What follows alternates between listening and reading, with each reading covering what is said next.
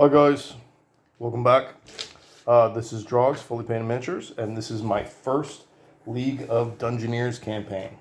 Let me show you the book real quick. League of Dungeoneers. Awesome game. Made a little progress. So in the last episode, or video I shared, I completed my first random mission. So far I've completed the First Blood intro mission, ambush. Then I completed the, I forget the name of it, but where you clear out the basement for the mayor as the first mission for Rising Dead campaign. And then I rolled one random mission from Kilkirk, which was at the battery. And so that was completed in the last video at this location here. Our starting village was Kilkirk. So I did a bunch of the settlements and overworld travel off camera, but I did write it down so that we could keep track, let you guys know what's going on. It was uneventful heading back to town. I think I used one ration, failing a foraging roll, but there were no events during that time. We got back to town. Also, I just want to talk about mistakes I made in the previous video in that dungeon. I definitely think I forgot to roll for encounters at least once, if not 3 or 4 times. I also think I chose not to roll for encounters for the secret room, and I think that's a mistake as well. I think the secret room why wouldn't it have encounters? I don't know. If anyone knows the answer to that, I'd love to hear, because it's a secret treasure room.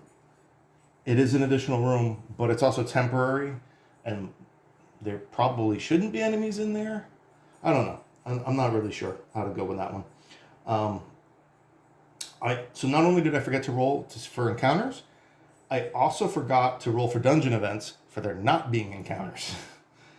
Although I think that was only in one room, technically. I think I forgot for 2 quarters in one room. Also, it's very unclear to me whether you're supposed to roll for an encounter in the objective room.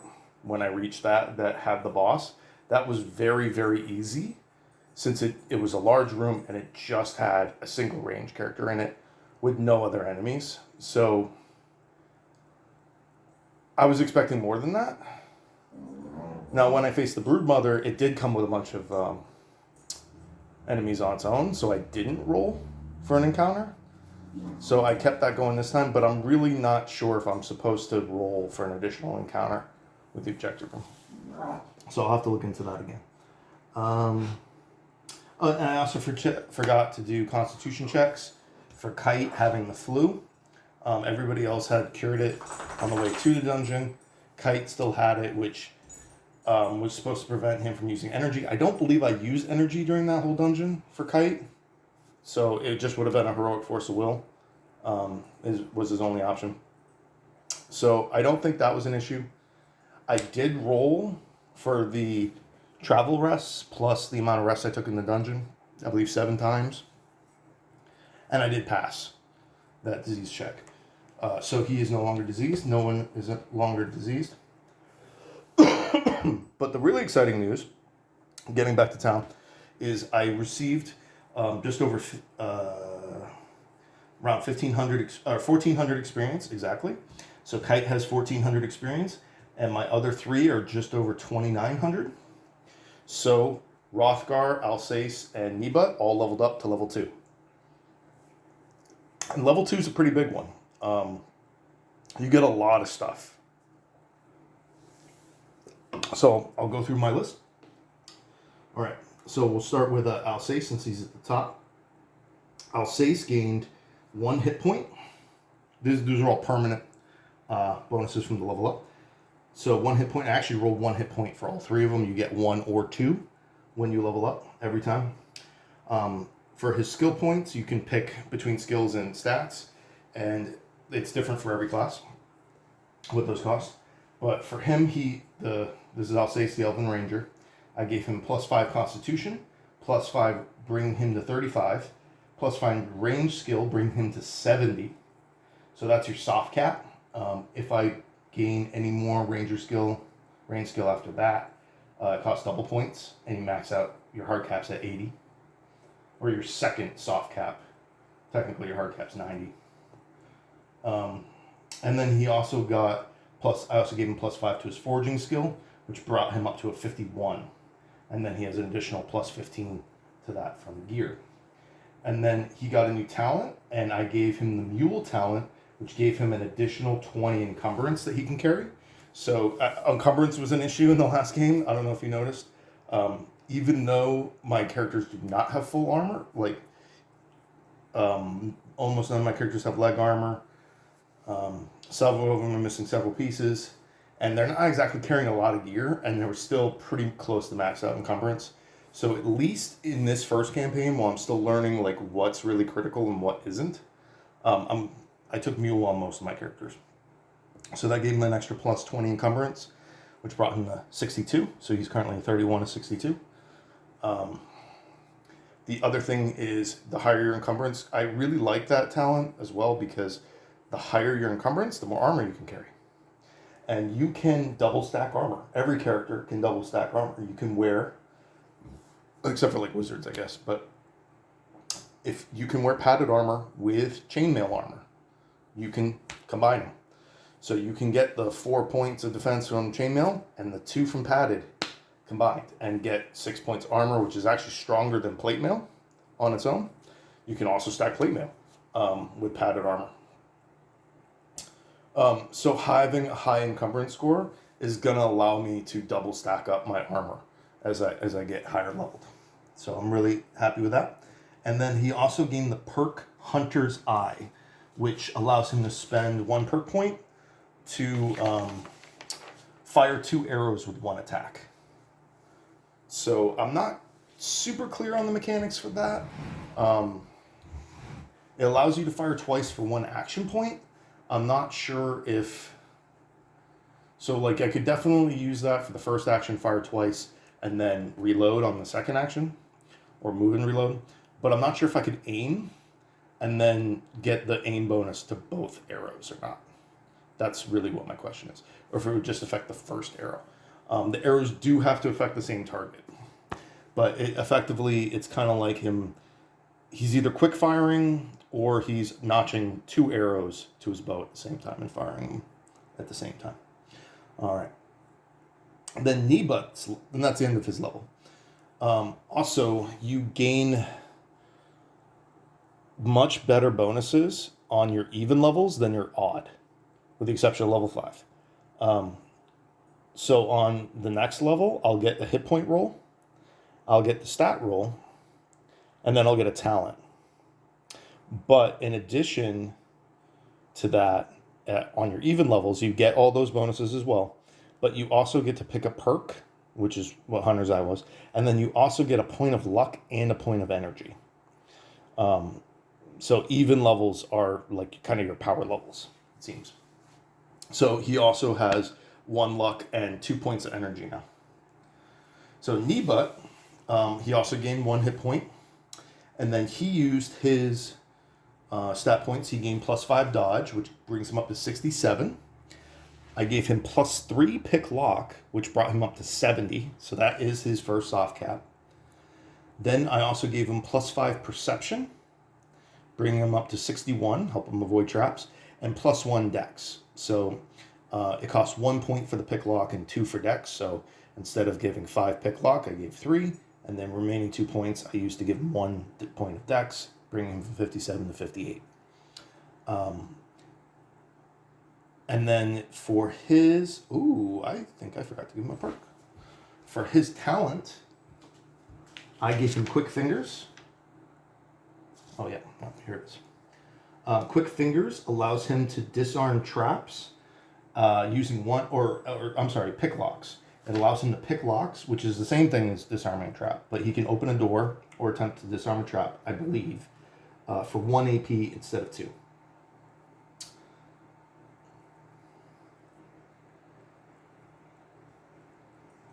So that's probably not entirely necessary. I just feel like I was making too many threat rolls.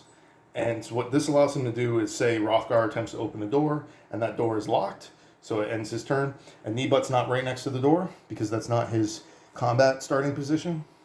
Well, I can move him next to the door and then attempt to pick that lock. I don't have to wait another turn after I move him for my first attempt.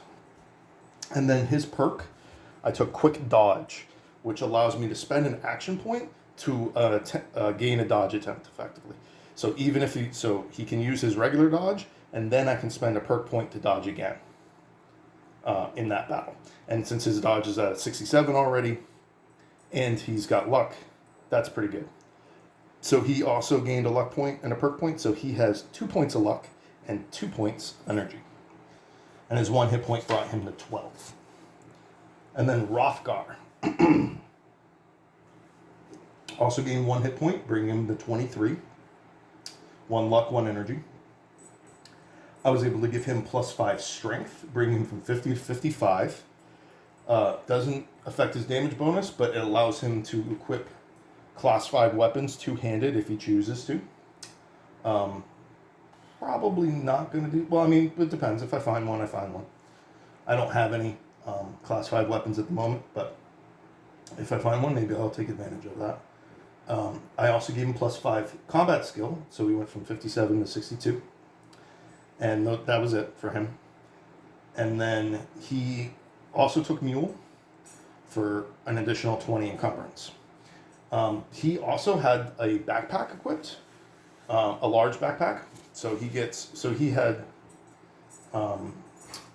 strength went from 50 to 55. So that gives him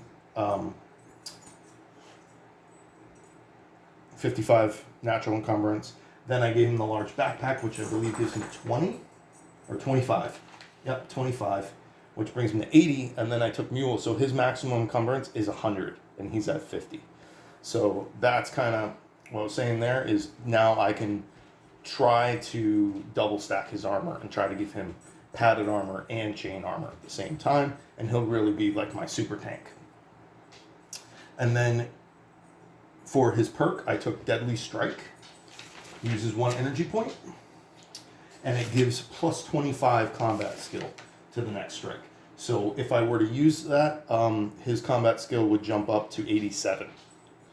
Which is really nice. So the idea there is, and I was also found out I was using Frenzy wrong. When you activate Frenzy, it doesn't cost an action point. So when you activate Frenzy, you should still make 2 attacks. Also, you gain Armor Piercing, which I forgot about. So technically when he's in Frenzy, he has 2 Armor Piercing as well. But the idea is there. You go into Frenzy, say you really need to get these hits in. Well, the first hit, you miss. Maybe you use a luck point to re-roll it, but if once you're out of luck and you're on that second attack and you really need to get a hit in or 2, you really need to. So then I would use the second energy point on Deadly Strike, upping his combat skill up to 87, giving me an 87% chance to hit on that first hit. Okay, that one hit, and that allows me to gain a second roll. And again, similar to the Hunter's Eye, I'm not sure if Deadly Strike would still give me the combat bonus to the second hit on Frenzy. Or if that reverts back or not. Alright. And then Kite gained 1,400 experience, but not enough to level. The only purchases I made in town... Oh, I'll get to that in a second. So Kneebutt in town, he went to the general store and sold off some old equipment. We sold off a -3 durability and a -4 durability dagger. Sold off the gold nugget that I found, as well as the leather cap with missing 1 point of durability, and a padded jacket that was destroyed, or -6. Padded jacket's really good, but it's cheaper to buy a new one than it is to repair. So I just got rid of that since he had found the leather vest. He actually got a crit on his barter roll, so he got +1 to his barter skill. And he has a talent that makes his successful barter rolls give you a 15% bonus in pricing. So I got a little bit more from my sale items, and I ended up selling everything for 113 coins. I then spent 35 at the inn or put aside 35 for the inn. I also sent Kite to the general store to purchase some items, and he spent 30 buying 2 bandages. Tried to buy a sling, but that wasn't available. And then we also spent 32 on 2 points of repair for knee butts, a leather vest. So I ended up with a total of 16 coins after subtracting all that out, and then left town. So I followed the road from Kilkirk all the way to Freyfell. I rolled 2 events. A traveling merchant, which gives you a 10% discount, but there's a chance that the items could be useless, like counterfeit. And I was able to buy a sling off of him. So Kneebutt now has a sling as well as Kite. So everybody has the option for a range attack except Hrothgar. The second event was another traveling merchant, but she sells magic items. But they're 200 gold a piece, and like magic rings, amulets, whatnot. And I just didn't have that much money. I think total I'm left with about 250 gold, maybe, between all 4 characters, which really isn't that much. Hold on one second. I'm just going to open the door for my dogs. Okay. Where was I? Oh, yeah. So made my way to Freyfell. Oh, the other thing is I reread through the alchemy section. I had previously kind of skipped that. The same way I've skipped most of like the wizard entries. I haven't really read any of the spells or like the enchantment rules for creating magic items and stuff like that. Because I'm not playing a wizard, and I just wanted, if you notice, my party's kind of simple. I got a warrior type, 2 rogue type, or 2 warrior types and 2 rogue types. So I'm keeping it relatively simple this first time, just so I'm not overwhelming myself with crafting and too much. So I just assumed that I couldn't do alchemy and brew potions because I didn't have an alchemist in my party. I thought only they could do that. Same way only a wizard can create magic scrolls or enchant magic items and stuff like that. That's not the case. Anybody can do alchemy, which I didn't realize. So what I thought we could do was collect the ingredients and sell them. You can't. The ingredients aren't worth anything. But you can still collect them, and anybody can do alchemy. And actually, Kite, because the way I set him up, he had such high rolls for all of his starting skills, he actually has a 29 in alchemy, which is pretty good. You get a minus 10, I believe, to foraging on a road, or that's foraging. So I think you just roll under your alchemy score. It's similar to foraging as you travel. You pick up plant ingredients, and then you can attempt to harvest parts from monsters that you kill. And the combination of monster parts and plant ingredients allow you to create potions. So I did create a chart for that because alchemical ingredients also do not have weight. So I have 3 rat tails total, which I got from the very first dungeon. I didn't collect anything last time because I just skipped it. But as I traveled, I had 1 successful roll, and I found 1 sweet ivy and 1 dragon stock.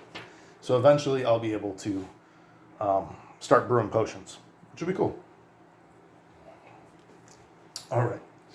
And that's mostly it. Then I arrived in Freyfell. Got a little artwork for the city here. This is the largest port town in the southern part of the kingdom. For those not up to a carriage ride all the way from the north to Silver City, the natural way to travel south is to go by boat to Freyfell. Okay, so they have an arena, a blacksmith, and a sick ward. The general store has a +1 availability on their equipment and a -10% on their price, so equipment's widely available and it's cheaper. And you can also purchase dogs here. They have a kennel. And the inn is only 25 coins per night versus the 35 I was playing in Kilkirk. So this is definitely one of the better cities to base your town on. I did not roll an event for the town. I did roll a single quest, which is what we're going to be doing today. Doesn't have a side quest. But I rolled the quest, the Medallion, which is the first quest in Book 3, and it's part of the Forgotten Prophet expansion. During a late night at the tavern, the party is approached by an old man requesting their aid. An acquaintance of his has been missing for several weeks. As far as he knows, his acquaintance went to examine an old abandoned mine in search of valuables. Nothing has been heard from him since. To add to the matter, this acquaintance happened to carry an old medallion with him that supposedly belonged to the old man. If the party were to recover the amulet, they would be handsomely rewarded. Minimum threat 2, max 18, quest location random, and I ended up rolling this tower here, position 3 from Freyfro. Special rules, you use, there's 3 specific corridor tiles you're supposed to use. There's 10 total tiles, 5 corridors, 5 rooms. When you encounter one of the tiles above and search a following adventure, not the orc, draw a card and read the paragraph below. And it had me draw 2 red and 1 black cards, so I shuffled those and placed those here. And your reward is 250 coins per hero, so 1,000 coins. And excitingly, this battle is in a mine, and you're fighting Ratkin. So this is going to be a good chance to check out the new content from the expansion. I did attempt to buy a pickaxe once I realized I was going to a mine, because when I was reading through the rules, there are ore deposits that you can find that can have ore, but also silver, gold, mithril, even power stones. And you can only mine them if you have a pickaxe. But pickaxes are actually kind of expensive. It's like 270 coins. So no pickaxe for me. All right, so this is a new starting tile.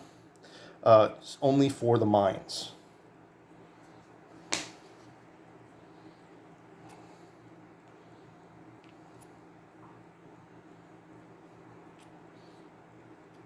And we're going to start our adventure. Everything's already been shuffled and whatnot. Okay. Now, mines work a little differently than typical dungeons. There's no doors connecting rooms. So whenever a character gets in the last 2 tiles, so right here, you would immediately put the next room down. If there is a door in the dungeon, it's not going to be trapped, though it can be locked, I believe. But there's very few doors. And any chest can be locked and trapped, but there's only, if a chest is trapped, it's always going to be a falling roof trap. There's no other, like, you're not going to get poison darts or like a fireball hitting you, because it's not a dungeon. It's a mine, right? So that's that. All right, we're going to start with Rothgar. 1, 2, 3, 4.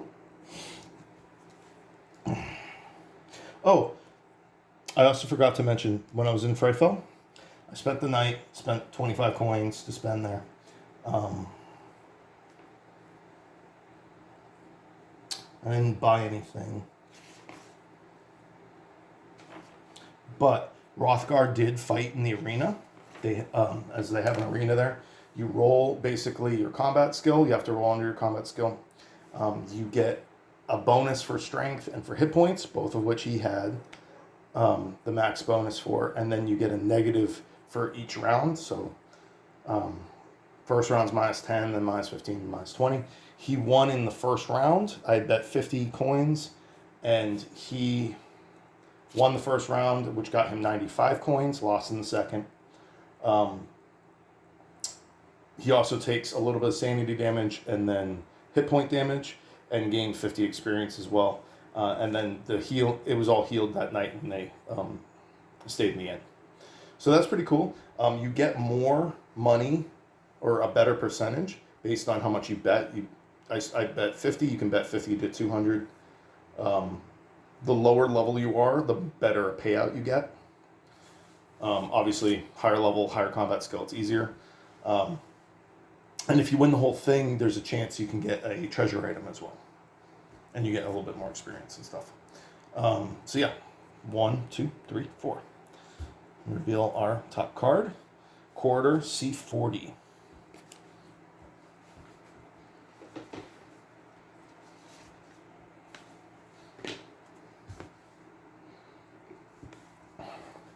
All right, 5, 6. 2, 3, 4, 5, 6. 1, 2, 3, 4, 5, 6. 1, 2, 3, 4, 5, 6. An empty passageway, no special rules. There is one mining location, but I'm not going to roll that because there's I don't have the ability to mine. All right, next turn. I have to roll a threat die, and I roll a 5.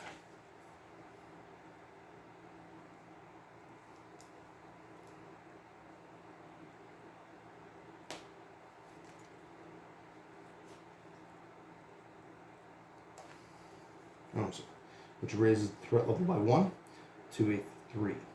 So there's the other special rule in dungeons or mines is you do not roll dungeon events in empty rooms, but if your threat level maxes out or mins out, you roll on, there's 2 separate tables for the Lady of the Mine, which is like a ghost apparition that haunts mines. So if your threat ever level maxes, she does bad stuff, and if you ever get to a minimum, she kind of like blesses the party. So that's kind of cool. All right. 1, 2, 3, 4. Uh-oh, another quarter. I may have to organize this a little differently. So we get C32. Apart from the rubble up ahead, there is nothing remarkable about this passage. The backpack can be searched. No doors, 1 mode spot. 5, 6. So 1, 2, 3, 4, 5, 6. Nebutt and Alsace will search that corridor. I believe I can do that, right? I don't see why you can't search in mine.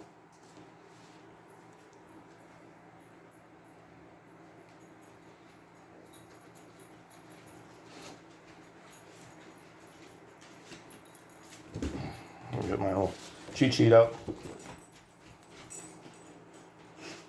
Yeah. All right, they're both going to search. Hey, puppies. Yeah, no jump. No jump. Yeah. You having fun outside? Yeah, I bet. All right, 22. That's a pass for sure. All right, now it's a quarter. So 72 plus 10, 82, so nothing.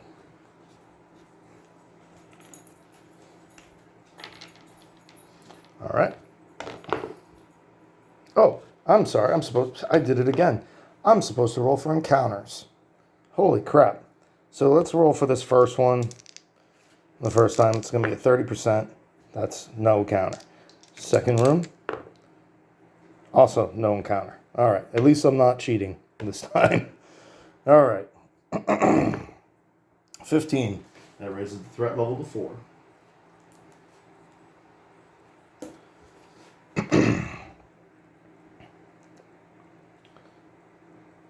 One, 2, 3, 4. And let's see what we get. Another corridor. Okay. So here's what we're going to do. We're going to slide this whole thing up here so we can connect these.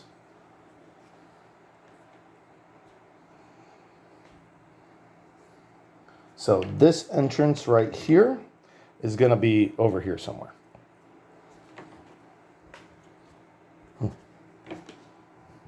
C31.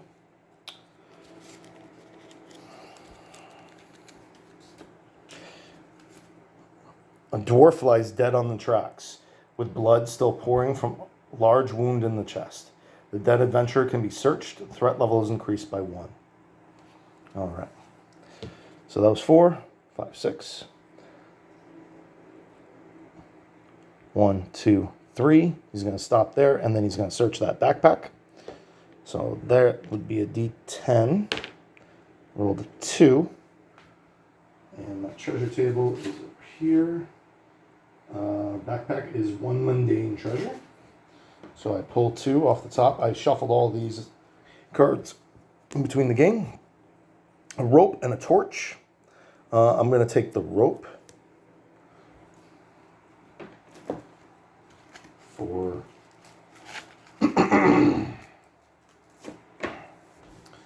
Kite. And that's going to go into his backpack. I think rope weighs 2.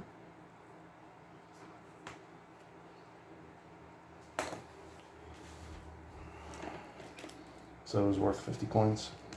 Yep, 2.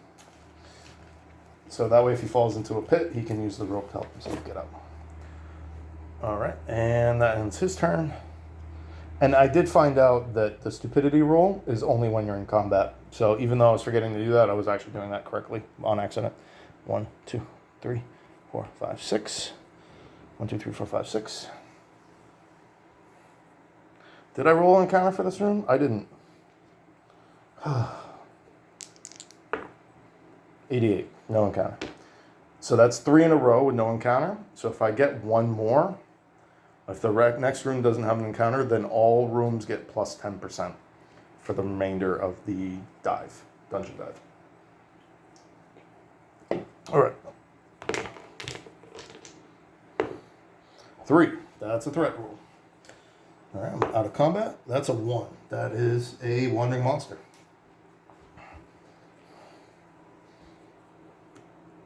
Now, it doesn't reveal until it's within 10 tiles. So 1, 2, 3, 4, 5, 6, 7, 8, 9, 10, 11, 12.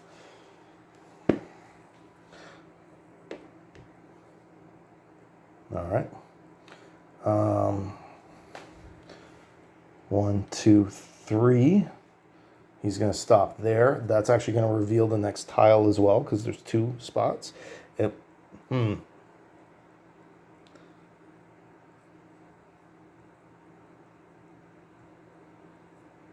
Discard the tile and draw a new card.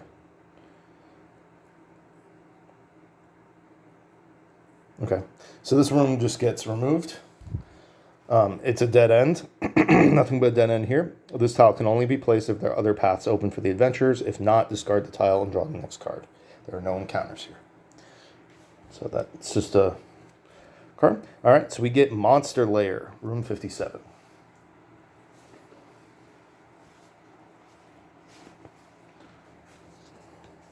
Look at that, all the bones and stuff. So we're going to place this right here. It's going to be going downwards. So this connection right here is over here. That's how we're going to show that. Just got too long for the table. Okay, now we're going to roll for an encounter. That's 50%. 27, so we do get an encounter. All right.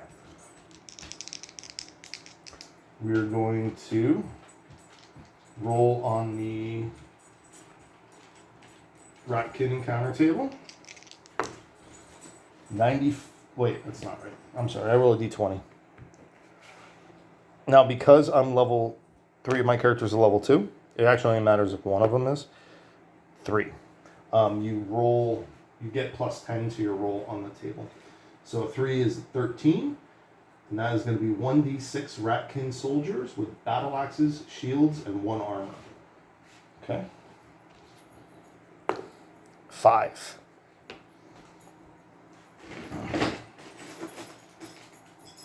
So I haven't looked too closely at and this is a Ratkin soldier, by the way.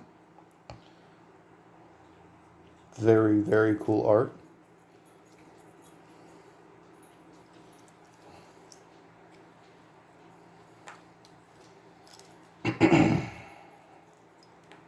I have not looked too closely at like the stat lines for the Ratkin, but their table seems like a little crazy. So just keep in mind, this was one of the lowest rolls I could have possibly gotten. It's the second lowest. Everything else I could have rolled is harder than this. And I still got 5 soldiers with great swords, shields, and armor. Raina, that's enough. Dog's punching me in the leg. Yeah, Daddy's shooting a video. All right, this room is a 6x6. So we'll do red for the left side, green for the top. 6, 6.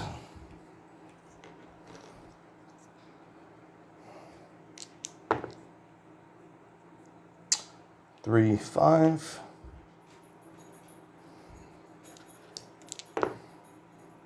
2, 4.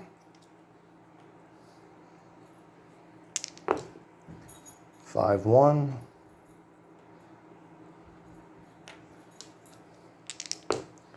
And 6, 5. So this one's already over here.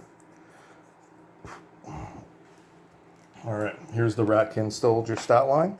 50 combat score, 35 range, 30 resolve, minus 10 hit, 1 natural armor, 6 movement, 45 dex. So that's a pretty good stat line. Safety in numbers. If more than half of all Ratkin on the table is killed, this creature will flee on a failed resolve test. Okay, so that's why. And their life is kind of low, 9. So they swarm you in numbers. So pretty good stat line, but as long as I kill 3 of them, the other 2 will then have to take a test, and they have a 70% chance of failing that test. And if they fail, they flee the battle. So you just kind of have to hit them quick, it seems like. You don't want to get in a long, drawn out fight. Now they have an additional shield and a point of armor.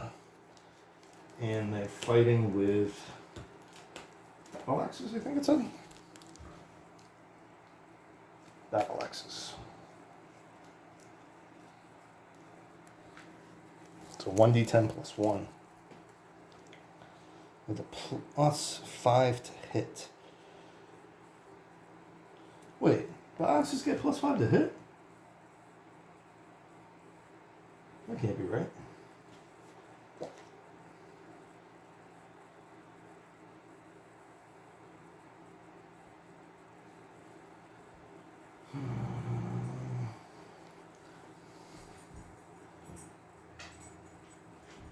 Oh, okay. It's worded funny. So Built for Offense gives you a -5 parry. So what this means is it cancels out the shield effectively. So you get -5 to hit from the shield, plus 5 to hit from the battle axe. Makes you a little bit easier of a target. So instead of it being -15, it would actually still be a -10. That's what that does. And I have not been doing that correctly with oh no, it's fine. I do parry with the shield with Hrothgar, so that's fine. Maybe not. Maybe it's still a -5. So yeah, so Hrothgar is supposed to have a -15 or a +15, depending on if he's in parry mode, and those should be -20 or +10. Anyway, all right, it's combat starting. 4.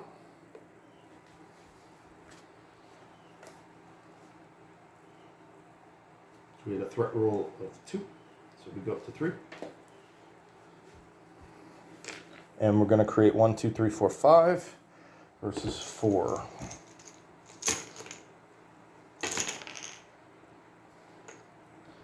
And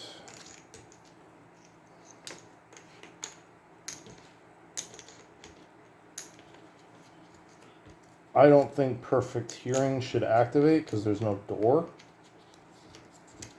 And it's pretty specific about activating during doors. Now, here's my question. Do I move the Wandering Monster since combat started? Because I didn't really get to finish my turn. I'm not gonna do it because literally all I did was move him 4 spaces, and then combat starts. So that turn ends, and you enter combat. I guess technically it should. Yeah. All right. Because the turn ends 1, 2, 3, 4. 1, 2, 3, 4, 5, 6, 7, 8. So yep. So now I roll another.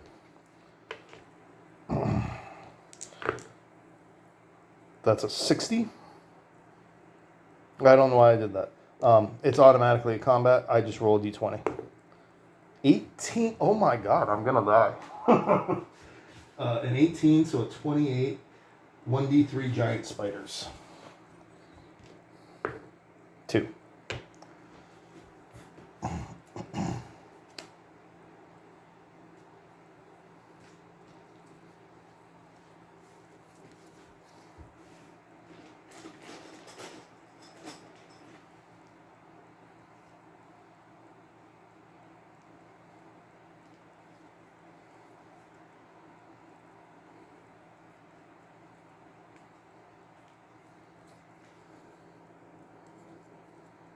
Cool art. Giant Spider has a combat skill of 50, 1d10 damage, 45 resolve, -5 to hit, 1 natural armor, 6 movement, 60 dex. Fear level 5.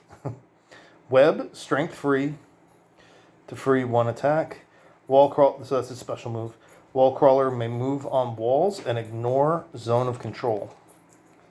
Okay, so it can crawl behind guys. Poisonous, if your hero is wounded, constitution, or poisoned. If poisoned, 1d10 turn. Ooh, nasty. Nasty little guy. Okay. And they have 25 hit points. So they're pretty gnarly. All right, so I'm going to roll d4 twice. I'm only going to count these 4 that are inside. So 1, 4. So we're going to get 1 right here. 1, 2.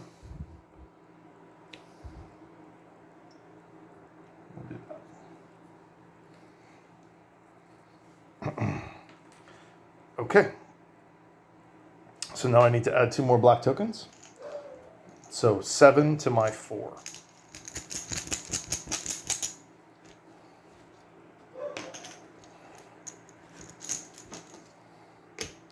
Black token.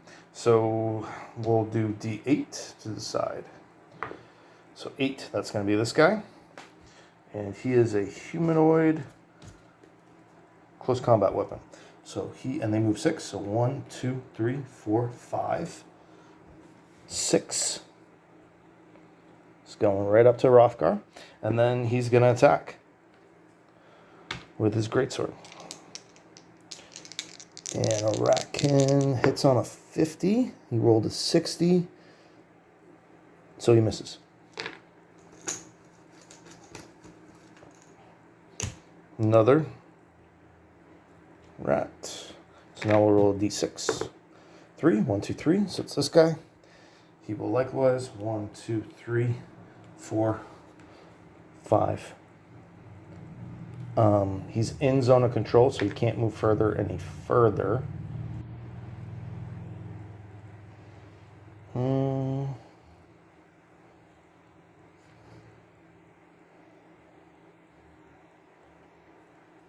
I guess he just has to attack.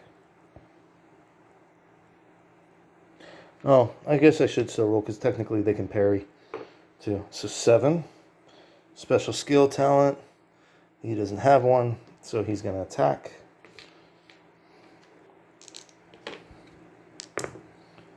Nah, 99. Obviously, that's a fail. All right. 1, 2, 3, 4, 5. So 1, 2, 3, 4, 5. And then I guess you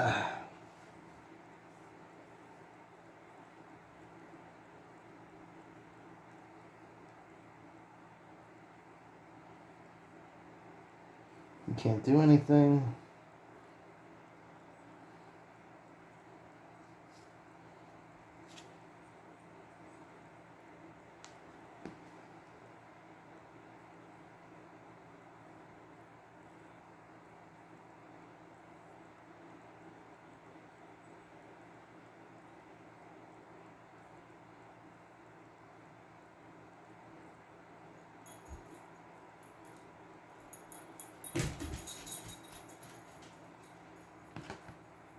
I guess that just ends his turn.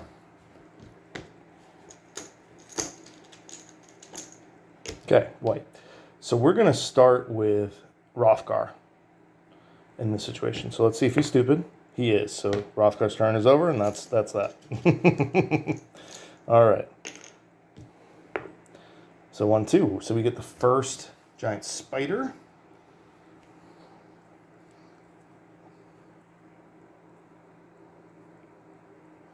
So he's going to, so it's this one. So he's going to charge attack, since he does have 6 movement, which is crazy. So he charge attacks knee butt. So he gets plus 20 to hit. Where's my dice? Still doesn't hit on an 88 though. So that's definitely a miss. And that ends his turn. Then we get another one. 5. So that's a reroll. 1, 2, 3. Oh no, 1, 2, 3. So we'll just go this guy. 1, 2, 3. And he can't do anything at that point. They can't move through each other. But in the future, these guys will attempt to move to make room. Shoving doesn't actually help them, since it's in a corridor. Oh, and I forgot to read the Monster Lair room card. The stench from this room is palpable long before the heroes peer inside. The floor is literally covered in bones. Clearly, whatever usually resides in here will not welcome company. 2 corpses can be searched, dead adventurers. Any encounter here is... Oh. I did that wrong. I didn't read the card. There's a special encounter for this room because it's a monster's lair.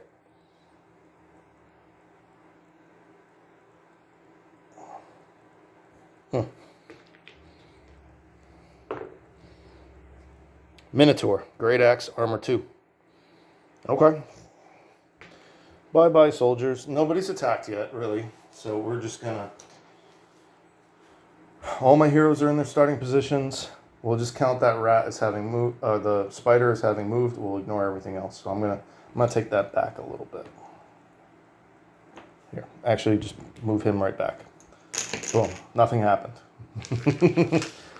All right, so we get a Minotaur. I have not... A Minotaur's a beast, I think.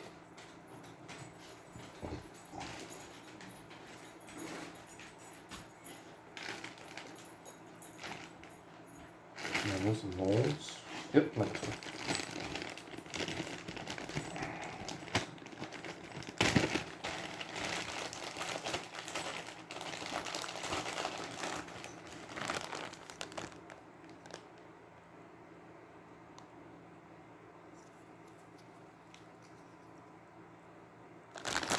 So this is a special room, special enemy.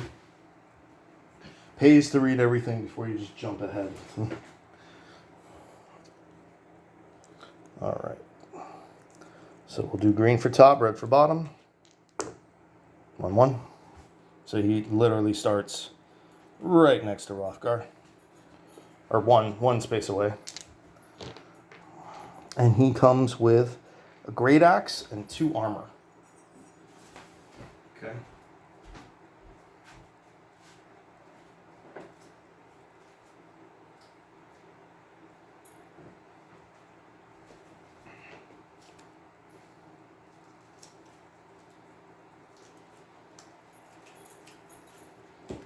Now, let me find his card real quick. Wasn't expecting to fight Minotaur, so I pulled everything out ahead of time, including the tiles. I didn't look at them. I just look at the top corner and see, oh, okay, this is C37. Okay, so then I grab C37 real quick. I don't look at the tile, I don't look at the card, but it allows me to, I pulled out all the cards, all the weapons and stuff that I would need for the table that I'm rolling on, but that wouldn't include this. So Minotaur has 55 combat skill, plus 3 damage, 55 resolve, minus 10 to hit, 2 natural armor, 6 movement.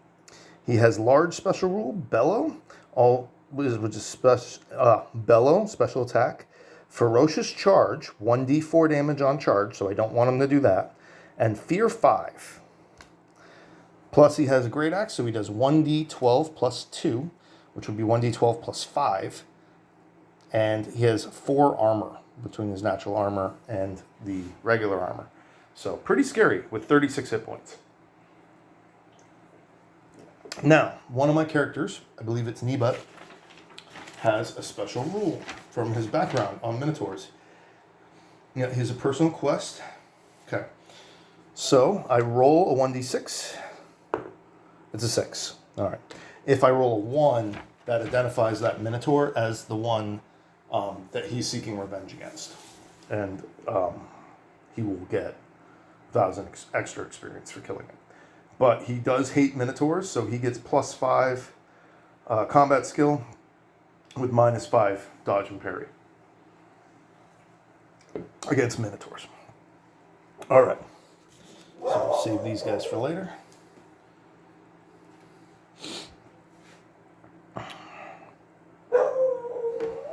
And so it's going to be 4 hero tokens and 3 enemy.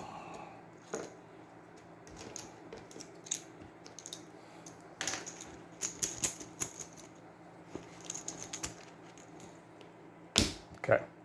So 1, 2, 3, 4, 5, 6, 3. So it is that spider.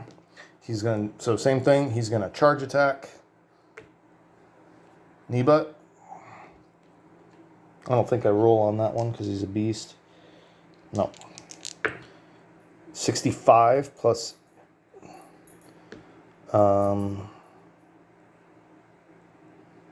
That's a hit.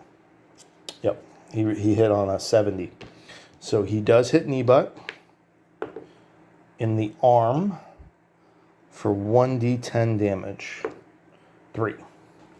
Knee butt does not have any armor, so he suffers the full 3 damage and goes from 12 to 9. And I believe he also then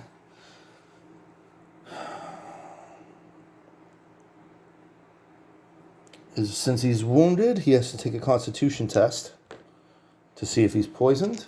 Knee butt's constitution is a 26. He rolled a critical 003, so he is not poisoned. And his constitution actually will jump up to 27. So that's lucky.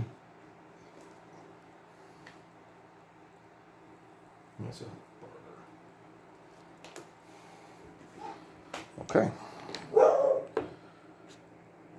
Oh, sorry. Grab the token. Getting ahead of myself. All right. 1, 2, 3, 4, 5, 6. Okay, so it's the other spider. I don't think he has enough room. 1, 2, 3, 4, 5, 6. And then 1, 2. He does not have enough action points left to attack. So please be a white token. Yay. All right, we're going to go with Rothgar. That's a 1, so he's not stupid. Awesome. So he will charge attack, I suppose. The Minotaur. Yeah, so he's going to charge 1 space and do a charge attack, which gives him a plus 20 to hit. So he hits on an 82 or less. 69, that's a hit. And he hits with 1d10 plus 2. Yeah, 1d10 plus 2. So 8, 10 with 1 point of armor piercing. So 10 minus 3 points of armor. So he does 7 damage to the Minotaur with his charge attack. Pretty good. The main reason I wanted that to happen was it negates the Minotaur's charge. And I didn't want the Minotaur charge with that extra damage.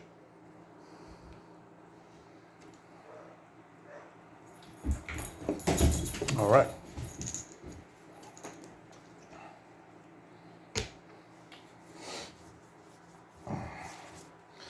All right, let's see here. I think...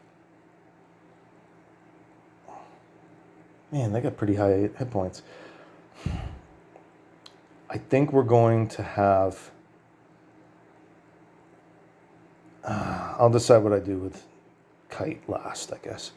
Rothgar can probably solo that Minotaur. So we're going to start with... I think knee butt. I should have had him dodge. Why didn't I have him dodge? I totally forgot. I totally forgot to have him dodge. I'm not going to retroactively do that, though. That's not fair. I'm going to start with Alsace. He is going to equip his broadsword in both hands, and then he's going to attack the one in the top position next to knee butt. He's going to hit on a 56. I'm sorry. So he rolls a 54. Oh, I got to roll fear checks. Okay, I'm going to roll fear checks on both knee butt and Alsace. Start with Alsace. 54. That's a fail. And 11, that's a pass on Alsace.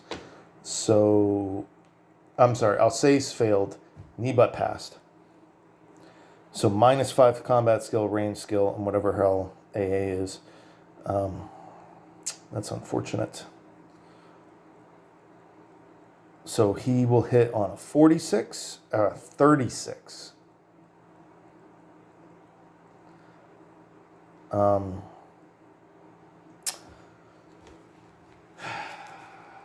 Okay. I no longer want to hit with the broadsword. So he rolled the fear. He got that negative. He's going to back up. So that's 2 points, 3, 4. He's going to shoot at that spider in front of him.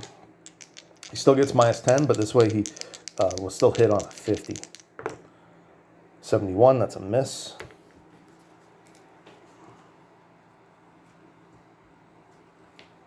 And he is now unloaded. Man, that fear is dangerous.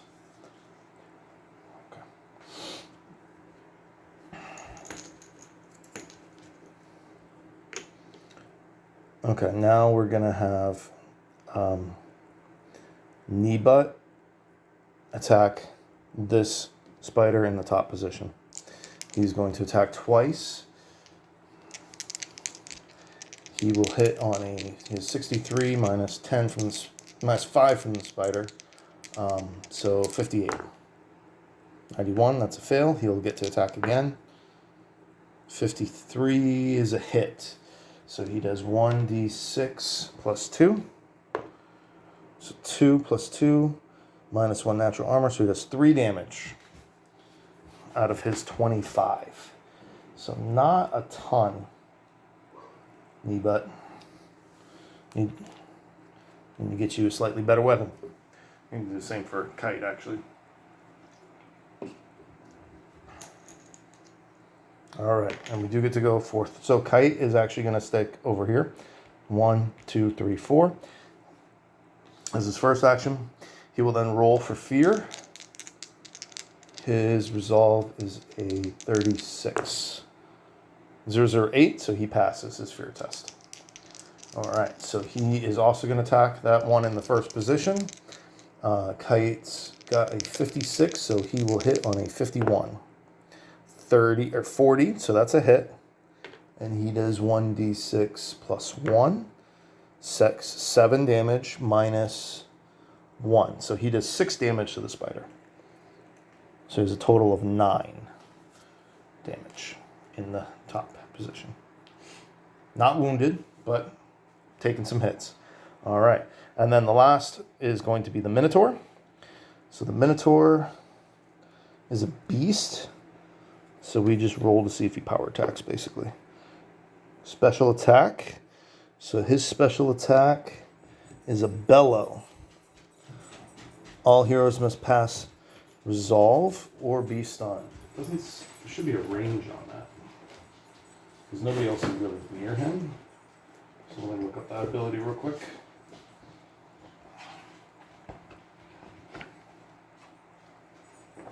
Kind of cool. This is like my first real boss. I guess that's not true, but bellow active. Any hero within 4 squares to be stunned unless they pass a resolve test. It removes 1 action, essentially. All right, so only Rothgar has to take the test, and he passes on a 50. So 52, he fails. So he's gonna lose. He gets stunned. And he's going to lose 1 action for his next turn.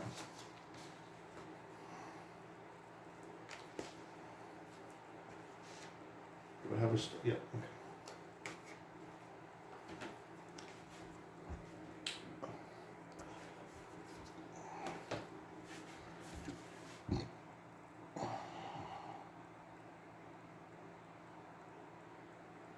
I think that was just his... I think that just uses 1 action, though, so he should still get a second attack. Or, no. Level 10. Okay, standard attack. So he rolls a 52. That is a hit, I believe. 52, and then I can attempt to dodge. My dodge is a 45 on Rothgar. 36, so I successfully dodge the Minotaur's attack. And that uses up his dodge for the battle. All right.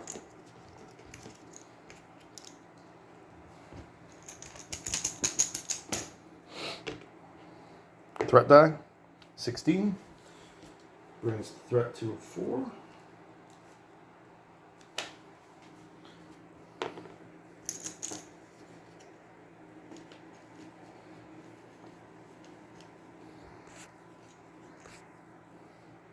And black token. So 1, 2, 3, 4, 5, 6. 4. So it's this one in this bottom position. It's going to randomize. It's going to attack knee butt. And it's going to power attack knee butt. What is a power attack again?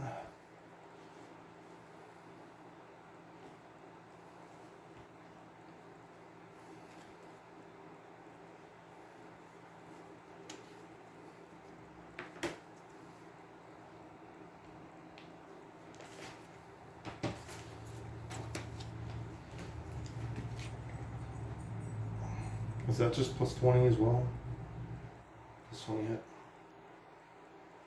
I think it is. Right, because charging is just a moving power attack, essentially. Yeah.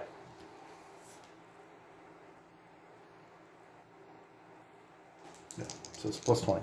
So Giant Spider would hit on a 70. 15. But this time I'm going to attempt to dodge with knee butt. So I need a 67 or less, and I easily dodge. So knee butt avoids that damage and has used his dodge token. All right, we're going to start with Rothgar. Okay, he is not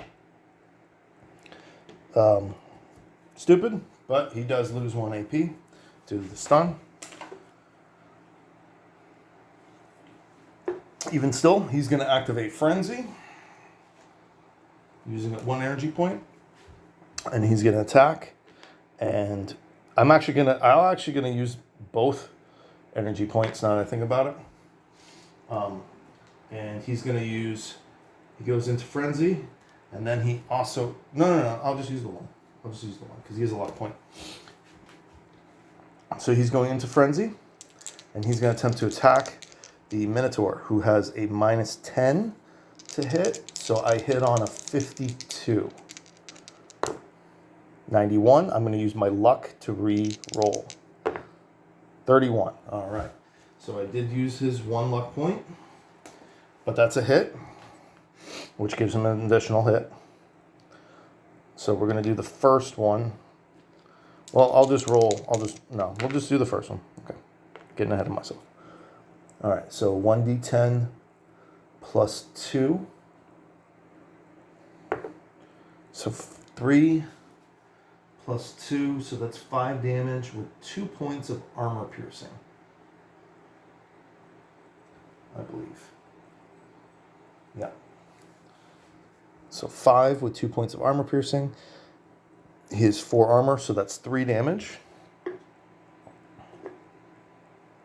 to the Minotaur.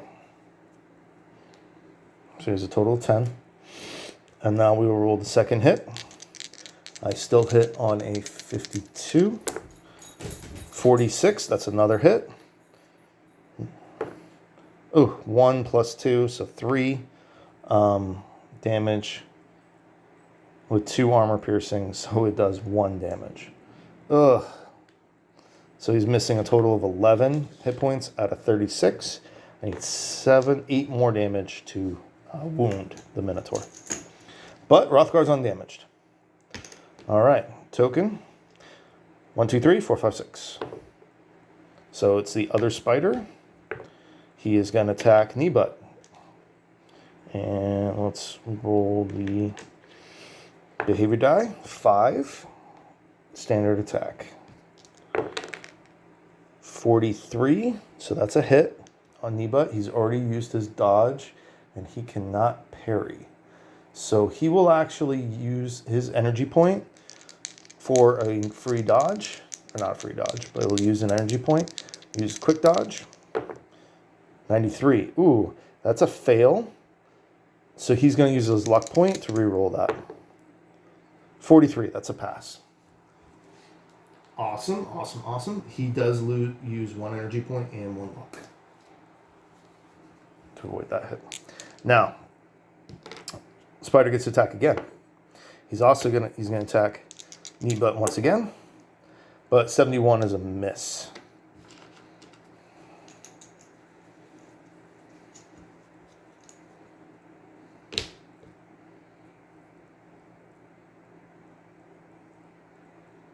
So both the spiders have gone, correct? Yeah. Yeah. All right. So it's my guy's turn. We're going to start with Kite, I guess, and he's going to attack this one up in the top position. He needs a 46. No. 51 to hit. 63, that's a miss. He will attack again. 92, that's a miss. All right. Now Kneebutt will go. Same thing. He's going to attack the same guy, except he hits on a 58. That's definitely a miss. And that it would be it rolled off camera, but it's a 38. That's a hit. 5 plus 2 is 7.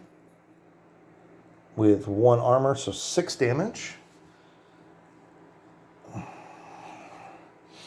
So let's take these 4 tokens. 1, 2, 3, 4, and add a 10.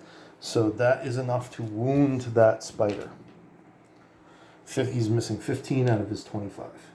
It's not in the 10. So good job, Kneebutt.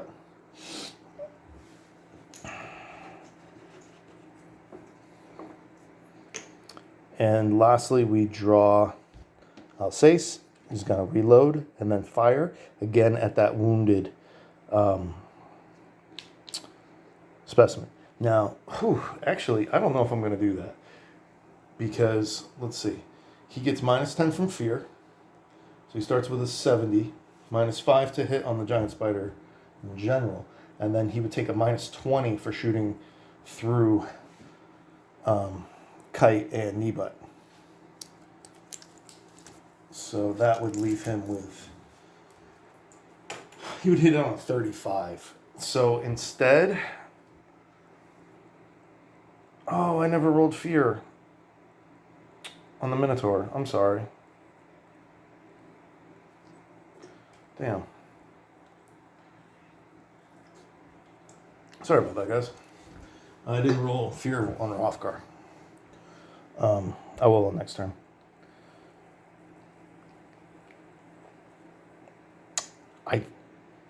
That's so bad. I'm actually gonna go 1, 2, 3, 4, and then I'm gonna roll to see if he's afraid of the Minotaur.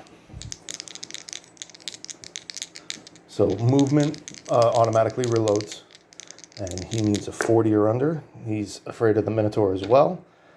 He's still going to fire at the Minotaur because that's a smaller penalty. Slightly. So it's a minus 30 to hit. So he's going to hit on a 40 instead of a 35. So minus 10 from the fear, minus 10 from shooting over Hrothgar's shoulder, and minus 10 from the Minotaur itself. 38. That's a hit. Yeah, hell yeah. Right? Yeah, I need under 40. So that's a hit. 6 damage from that bow. Armor piercing 1. So 3 damage to the Minotaur.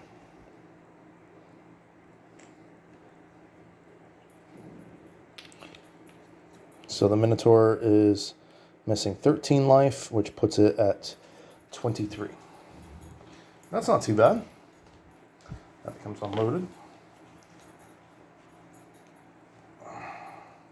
All right, Minotaur's turn. He's already in melee range. He rolls a 10. Special skill, so he's going to bellow again. So Rothgar has to make a resolve check. He passes. Then he will do a standard attack. 71, that is a miss. I don't know why my nose keeps getting so clogged up every time I do a recording. Okay. So we're going to roll threat die. 15. It's above our 4, so it goes to a 5. This actually isn't going too bad. Having those extra luck points and energy points is just massive. It gives you so many options. Having 0 luck and 1 energy is really tight the first couple missions, but it already has opened up quite a bit. All right. So it is players first. I will go with Rothgar once again. He loses his turn to stupefy. All right. No, because he's frenzied. I frenzied him the last turn. He only had 1 action, but I went to frenzy. So he does not get stupefied this turn. So we're going with Rothgar. Hell yeah. I will now, however, roll for fear. 63, that is a fail. So he does get minus 10 to hit for the rest of the battle.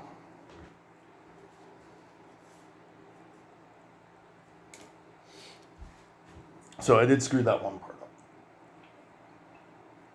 up. But he gets 2 attacks with frenzy.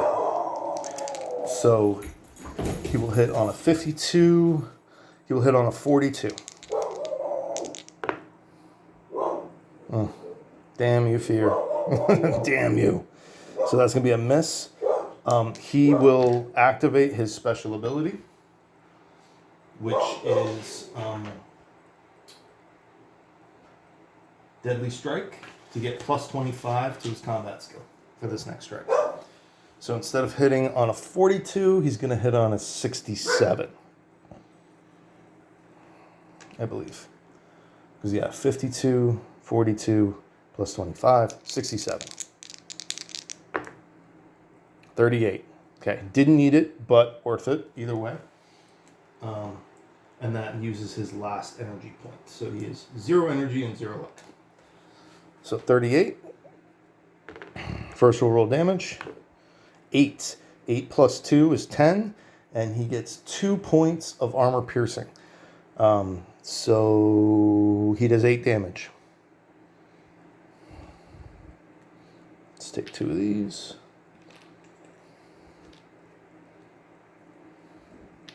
Total of 22 damage to the Minotaur. That's enough to wound it.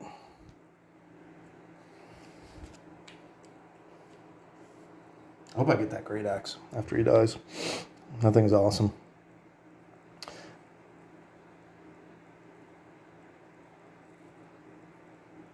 Oh. Slow and There's another thing I forgot, but this was to my detriment. Because he's using the great axe, he actually gets plus 10 to hit. Like, it's 10 points easier for me to hit him. So I actually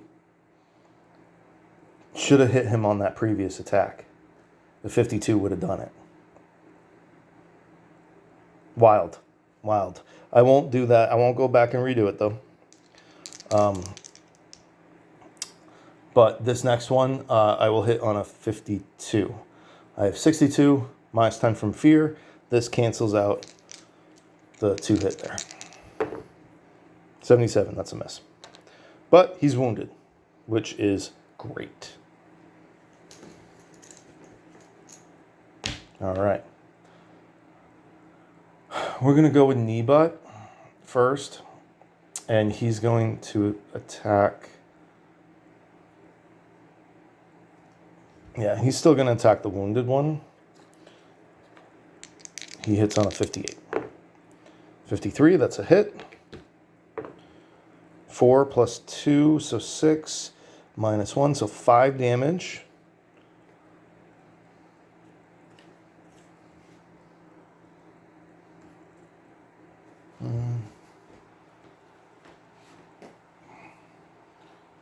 Bust out some more tokens. So that one is down to 5 life. And then we'll attempt to attack again. 63. No, I needed a 58. That's a miss. Black. So 1, 2, 3, 4, 5, 6. Okay, so it's this one here that had previously done the power attack. 6 is going to be a standard attack. It is going to be against knee butt. Once again, always attacking knee butt. 75, that's a miss. Then he's going to attack again, also against knee butt. 48 is a hit. And he's going to hit the chest. I do not... I will spend knee butt's last energy point for a dodge. So I dodge on a 67. Do not dodge. He takes it in the chest. Oh yeah, it's not a D3. It's a D10. Ooh, ow, fuck. What are you doing? Hold on. All right, I'm back. Sorry about that once again. My dog jumped up on me and her nail just hit me at the perfect angle where it actually dug into like a scab. So she basically stabbed me in an open wound. Really hurt. Right on my kneecap where I'm wearing shorts. So that's what that was. What was I doing? Oh yeah, he just hit me. He hit knee butt in the chest for 9 damage, which is almost a killing blow. I'm pretty sure. So I already did. And I just used his last energy point to dodge. So he can't do that. He can. I'm going to use a luck point to re-roll that dodge. I'm not taking that near the chest. It's not a kill, but it's close. 22, that's a dodge. That just negates that. All right. But that was his last luck point. Luck cannot be restored in dungeon. All right. 1, 2, 3, 4, 5, 6. Get the Minotaur. He is wounded. He is going to attack. 65. He hits. That's a miss. Sweet. So Minotaur hits hard, but he doesn't necessarily, like, now that he's wounded, he's not too bad. All right, so we're going to go with Kite, and he's going to attempt to finish off this last spider. 77, that's a miss. He needs, where's Kite? He needs a 51. Ah, double miss. Okay, we now have Alsace. Alsace.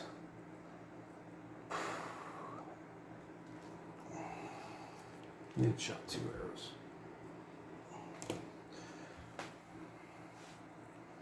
He is going to reload and then shoot at that Minotaur. Once again, he has a 70 minus 10 from fear, and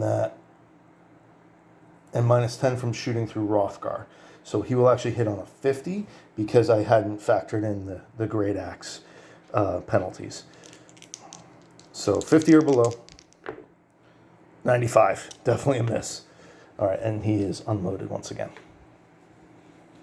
And that leaves the top spider, who gets 1 action to attack.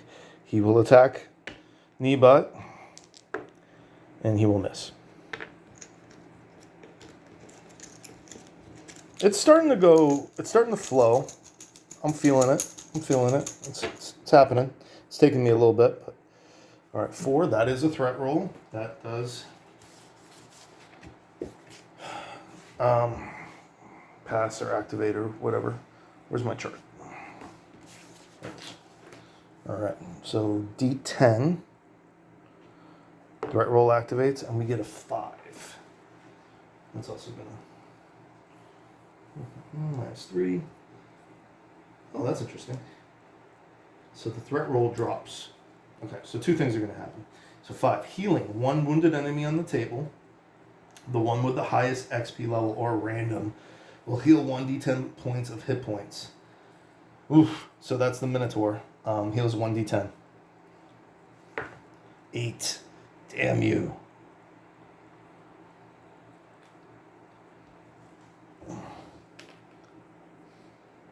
Eight hit points to the Minotaur. So he's now down 14 and he is no longer wounded. Rah. So he rallies. Rah. Alright. Now, because my threat level dropped from a 5, that was a -3. I was at 5. That actually dropped me to 2. When that happens, I'm supposed to roll on the Lady of the Mind chart. Please, Lady. I got a bunch of books. Okay, so 1d8. 8. The lady can be seen deeper into the room, waving the party on. Raise party morale by 1. Okay. Basically, that doesn't do anything. I hadn't really taken any... oh, that's not true. I should take -2 morale for the fear, and then +1 for the lady. So I am currently at a 15 out of 16 morale. The other mistake I made before, if you drop to half your morale, you take, your resolve gets cut in half, which is kind of interesting. All right, so that's it for that. Sweet. Let's go Rothgar. His frenzy is no longer active, but he rolls a 3.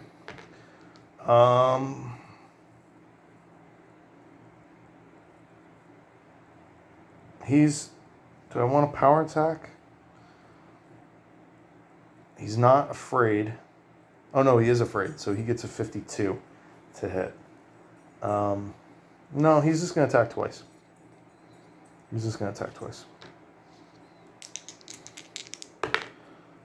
Double 05. That's a critical. That's awesome. So first thing that happens, his combat skill is going to go up from a 62 to a 63. Let me record that up here.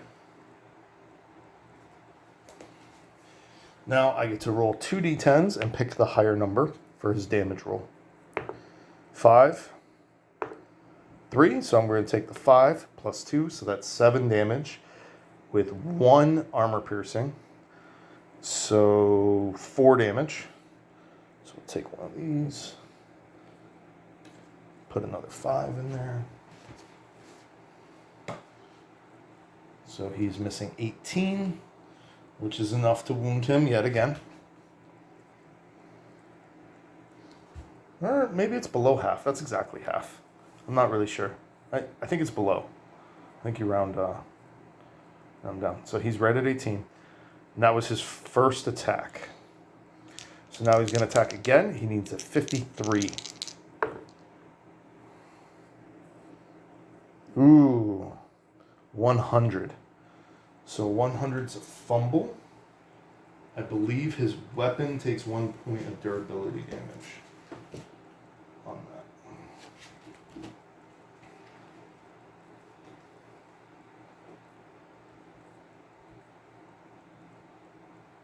Yeah. So his weapon is damaged by 1.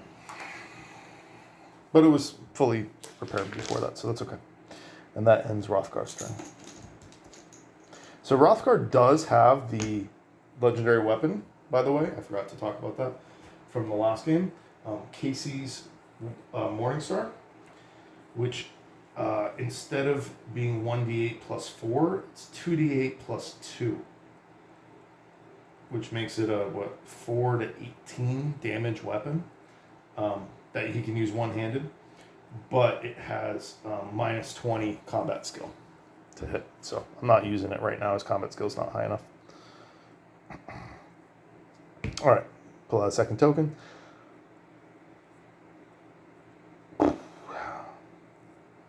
We're gonna go with Kneebutt is going to, yeah, we're going with Kneebutt.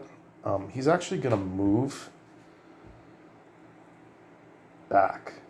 So he's gonna go 2, 3, 4, and then he's gonna equip his sling. Is what he's gonna do.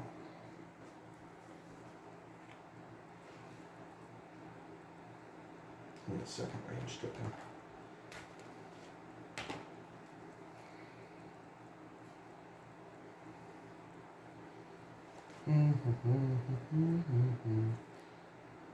That's weird.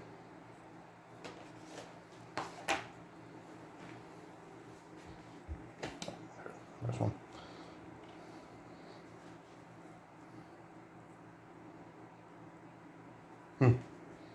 Okay. All right, sweet. We're going to go with Kite, and he's going to attack the wounded spider in the top position. 83 is definitely a miss. Just going to reroll that. 002, critical hit. And that's going to cause his combat skill to go up by 1. As soon as I can find my pencil. There's so much stuff on this board, it's really easy to lose stuff. Okay. So his combat skill jumps from 56 to 57 with that critical hit. It's actually not unreasonable for your combat skill to go up every single dungeon because you're rolling it 30 times. And it's supposed to get a crit 1 out of 20. So it's 2d6. I get to pick the highest roll. I get a 6 plus 1. That's 7 damage minus the 1 armor. That's enough for a kill. Awesome. So this first spider is dead. The other one is still undamaged. And yeah, that was the second roll. All right, you're good to go. So we're getting Alsace. And he will reload and then fire using his perk. So he's going to spend 1 energy.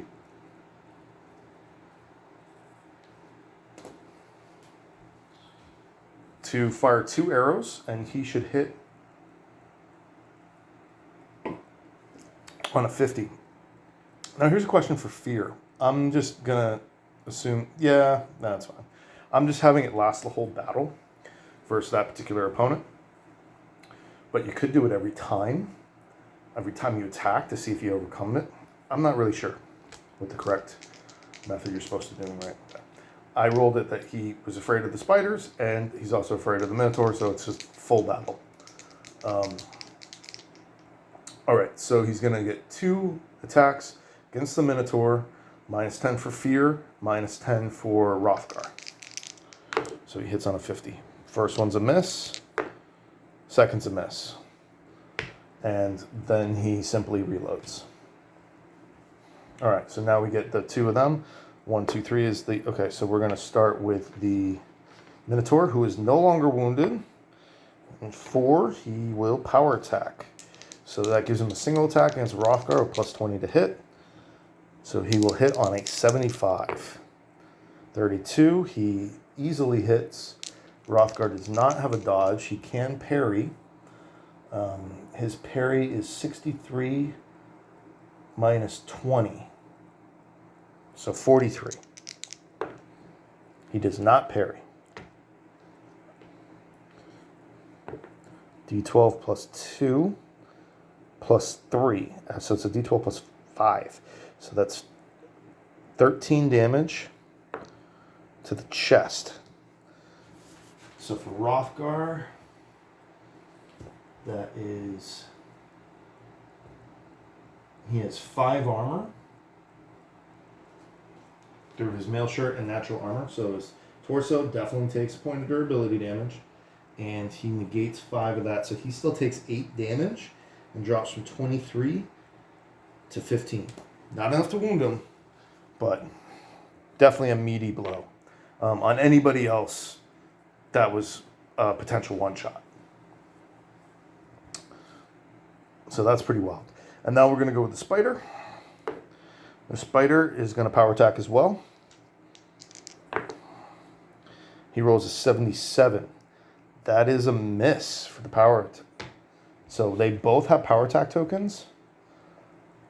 I'm not going to put it next to him right there, but... Oh, do I have one? Yeah, okay. So no parry, dodge, or to hit after a power attack.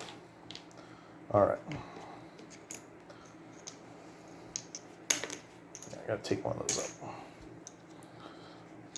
Pretty fun, pretty good. This is actually going pretty smooth, I think. Even though it didn't start with much, I'm in the 4th room of the dungeon, and there's only going to be 9. Yeah, so 14. That bumps us up to 3. All right. All right, we're going to go Rothgar again. Make sure he can get this taken care of. All right, Rothgar is not wounded. He has no energy, no luck. He will hit on a 53 because of fear. 42, that's a hit. 8 plus 2, so 10 with 1 point of armor penetration. Minotaur has 4 armor, so that's 7 damage. So let's take these 3, go to 10. And that means the Minotaur is now minus 25 life. It is wounded. When I forgot, it actually loses its minus 10 to hit as well. So it's actually significantly easier to hit. So on the second attack, yeah, I would hit on a 63. 008, obviously a hit. 7 plus 2, 9 minus 3, that's another 6. So he is down to 5 life. 25, 31. Yeah, 5 hit points left on the Minotaur. So almost there. All right. In this case, we are down with Alsace.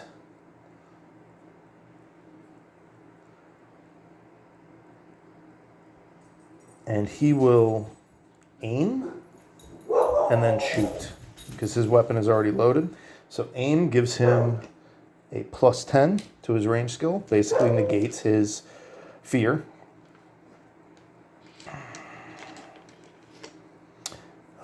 He still gets minus 10 for shooting through Rothgar, which brings it to a 60. But then there is a plus 10 from the Great Axe, and the 2-hit modifier doesn't apply because he just used a power attack. So he actually does hit on a 70 after all modifiers are applied. 51, that's a hit. And it's a 1d10 with 1 armor piercing. 2. Ugh. So he has 4 armor, so that's not enough to damage. But, hey, it was still kind of nice. He got a hit. He loses another. Oh, and I forgot to do the 2 arrows from before.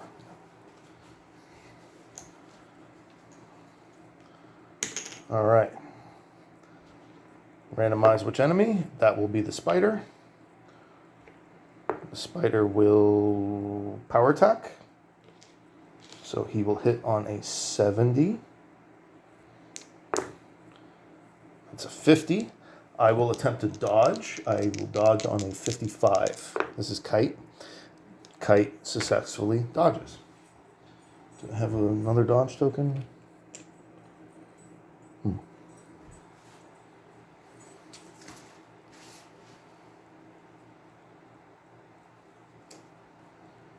So everyone has dodged except for Alsace.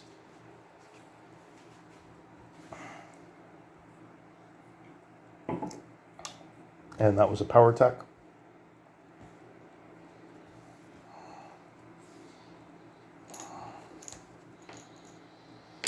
All right, Minotaur's turn. He gets one action.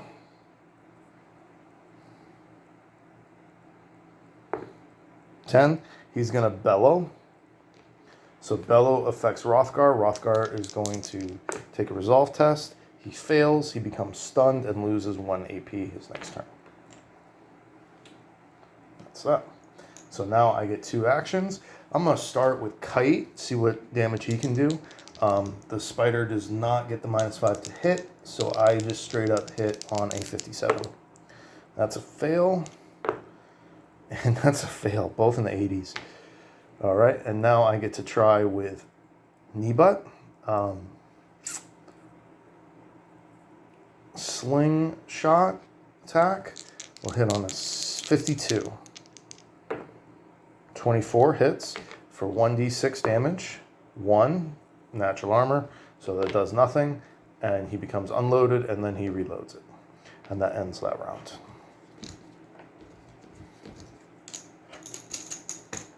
New turn. We're going to roll the threat die. 6. Bumps it to a 4.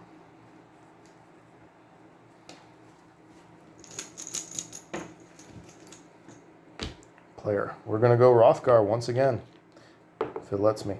Yes, so he will attempt to hit that Minotaur. The power attack token is no longer valid, but he will still hit on a 53. 59, that's a miss. He will, and that ends his turn. I forgot he was stunned. We'll take that away too. All right, enemy turn, and it is the Minotaur. He gets 1 action due to being wounded. He will bellow once again. And 61, Hrothgar also fails once again and becomes stunned yet again. Screaming in pain as he dies. All right, player, we're going to go with Kite. Kite is going to attack this spider. The power attack is still active. So 57. 60. Ugh. Once again. 45. Okay, that's a hit. For 6 damage, -1, so 5 damage to the spider.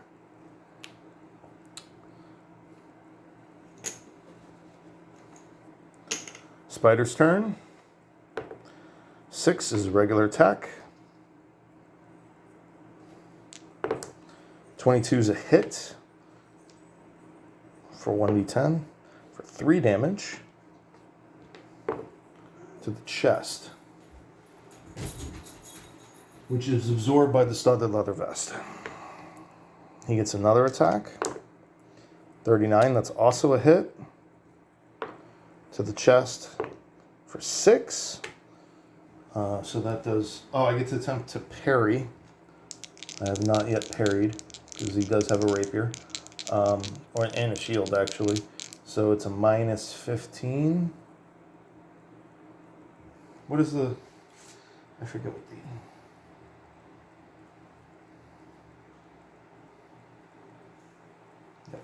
Okay. So 42. So 60, that's not a parry. So 6 to the chest, that's enough to do 3 damage and 1 point of durability. Luckily it's a studded leather vest, so it has 8 points. So he takes 3 damage, goes from 12 to 9. Oh, and he has to take a poison check now. Constitution 28. He fails. He becomes poisoned for 1 turn.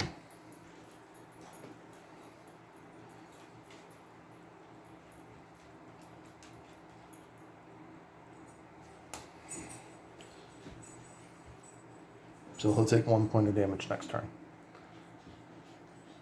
I mean, if he gets 10, he basically dies.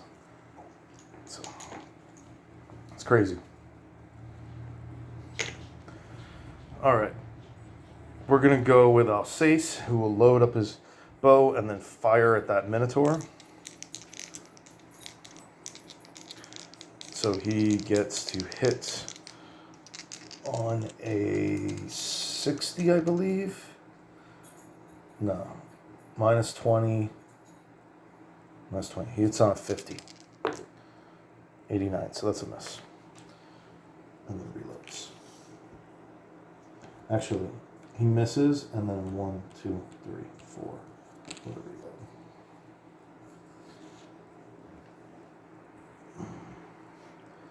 Gotta mix it up a little bit. And then last is going to be Niba. Niba is going to shoot from his current position, which he has a 62. So he hits on a 52. 90, that's a miss. And then he's going to move 1, 2, 3, 4. And reload.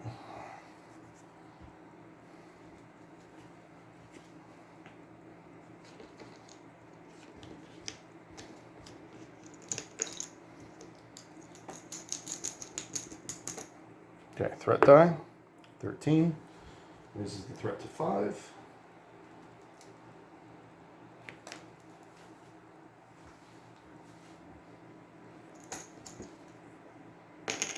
Black.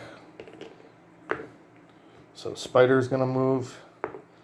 It's going to power attack.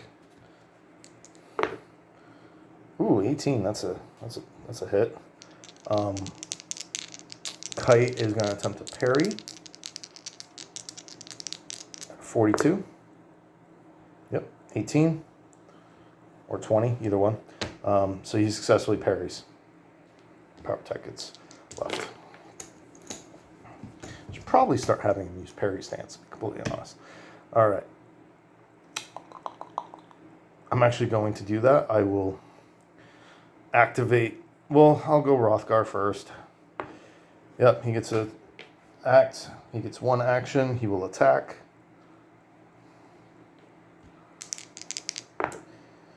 $82 is definitely a miss. I don't even know. Look, that's. All right, big guy Minotaur is going to bellow once again. Rothgar rolls his fails, so he becomes stunned. It's crazy. All right, so now Kite is going to attack. 58. Is that enough? No. He would hit on a 57, but not a 58. And then he's going to go in the parry stance.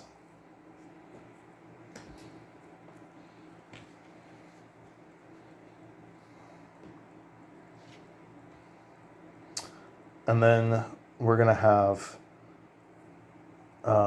Alsace is going to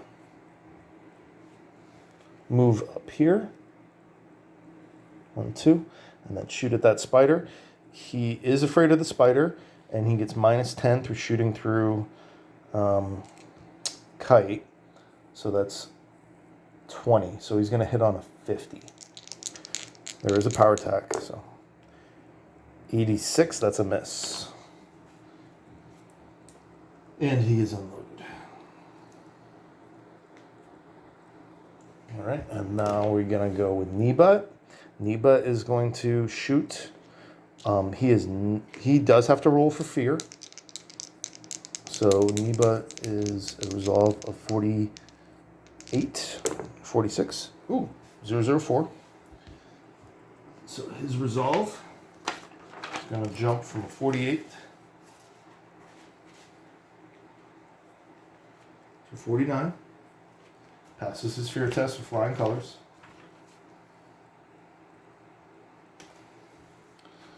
All right. And now he will attempt to shoot. He has a 62 range skill. And those cancel each other out. So he hits on a 52 because he has to shoot through Rothgar. 74, so he misses. And then moves forward 1 and reloads.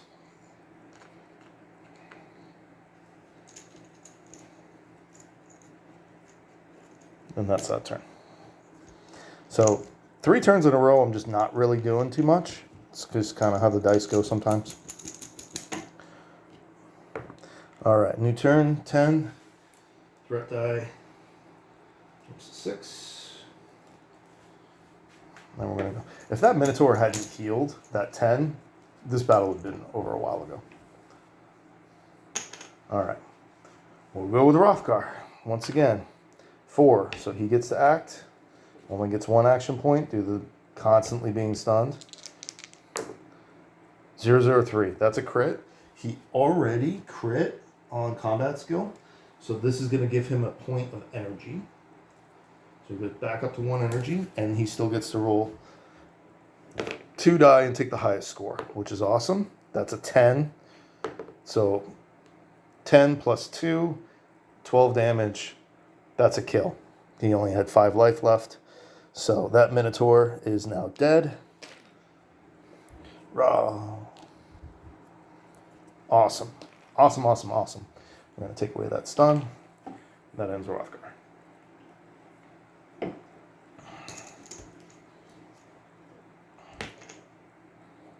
don't think he's in power attack anymore. No, he is. He keeps power attacking. It's crazy.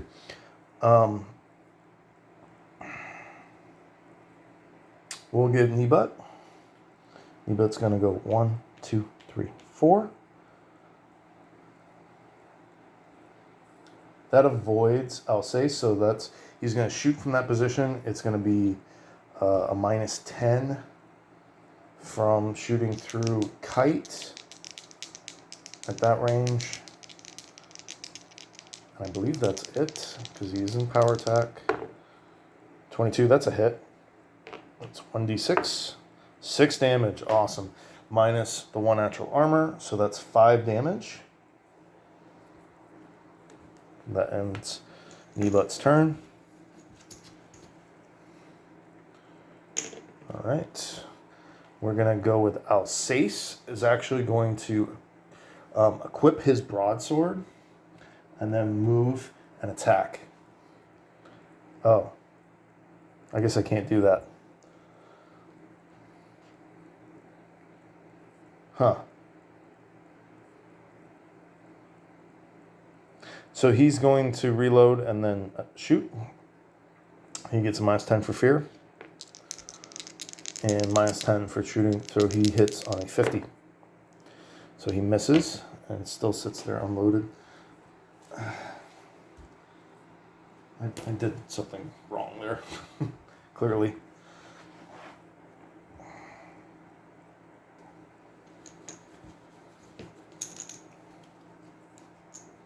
Okay, that's actually what I wanted.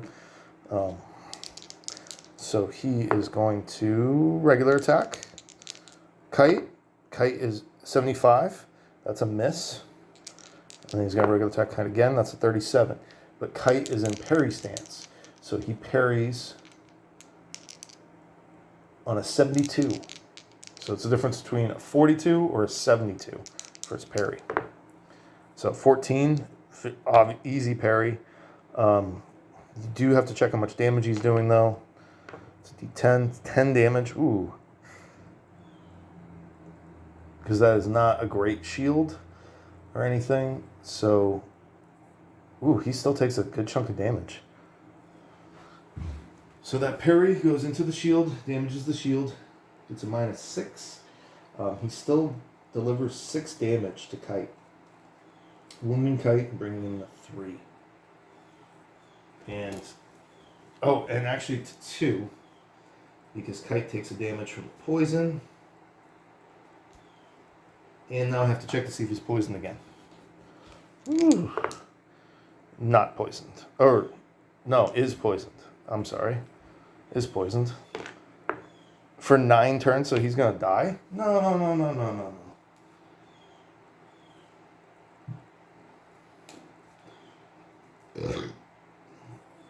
Poison's dangerous. Alright. I don't like that.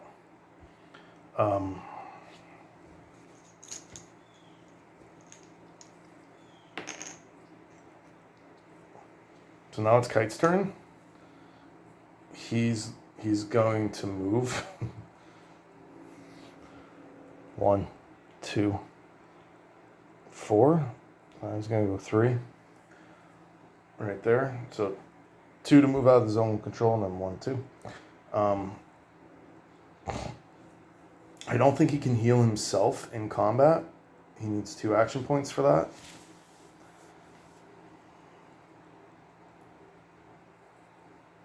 He will equip his sling, I guess, for the moment.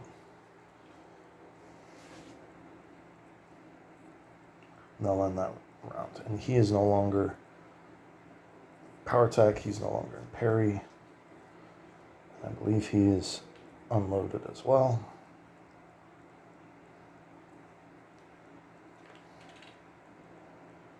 Yeah, not the best turn.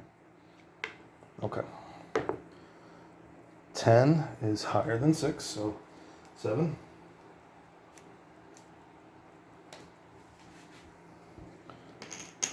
So get rid of that.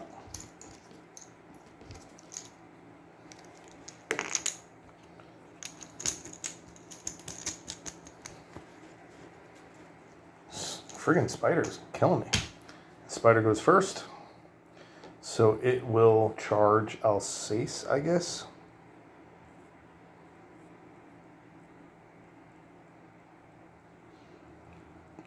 Boom.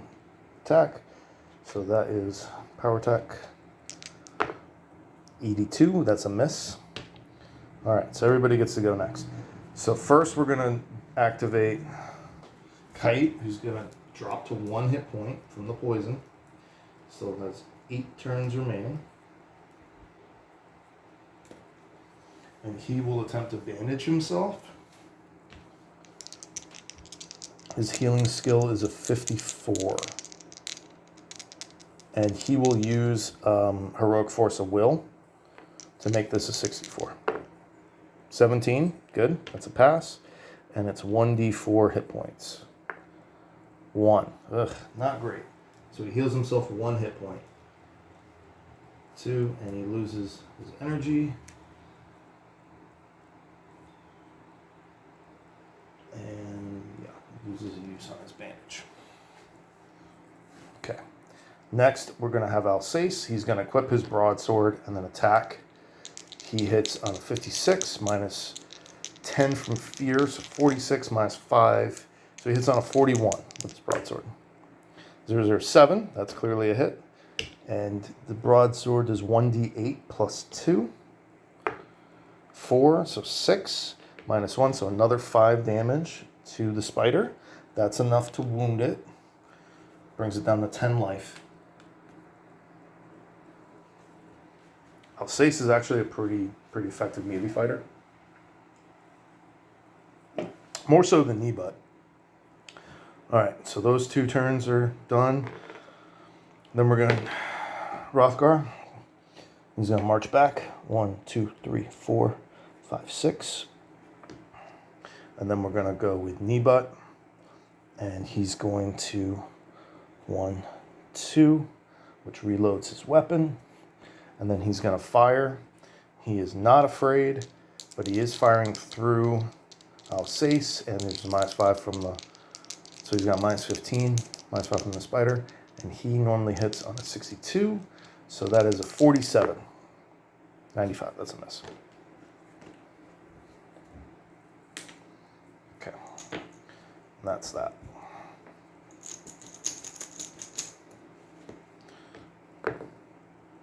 It's an 8. Almost triggered the threat die. We're at 7. So now we jump to 8.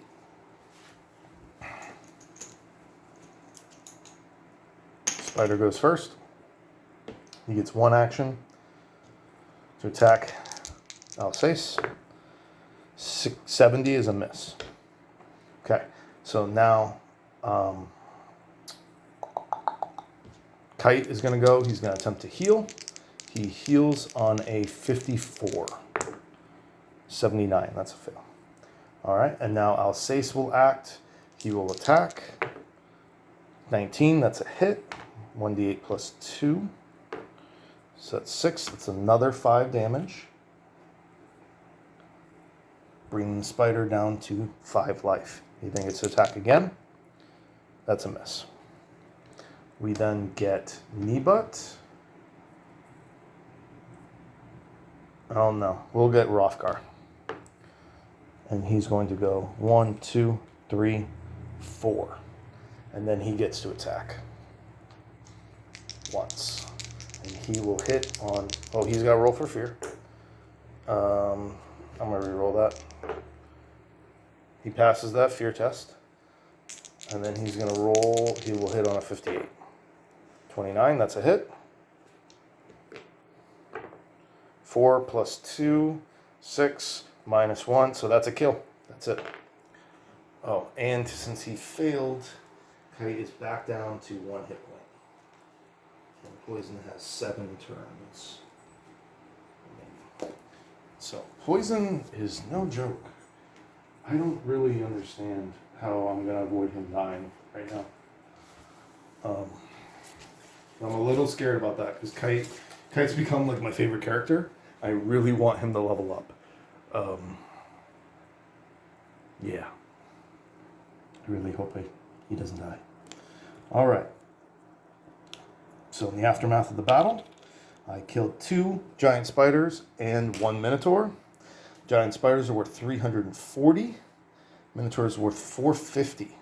So that is 790 experience. And parts. So I can roll on the spider chart for parts. The parts chart. Well, let's just do the roll. I can look. So my alchemy skill is a 29. That's a 15. And 53. So I got 1 successful roll on the part chart. And what part is it?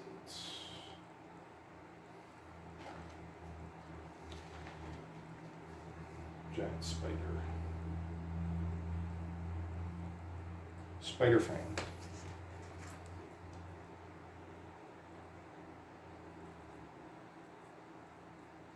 And then I get a single roll on the tier 3 chart.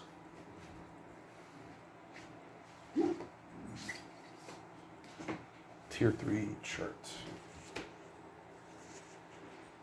What did I do with my...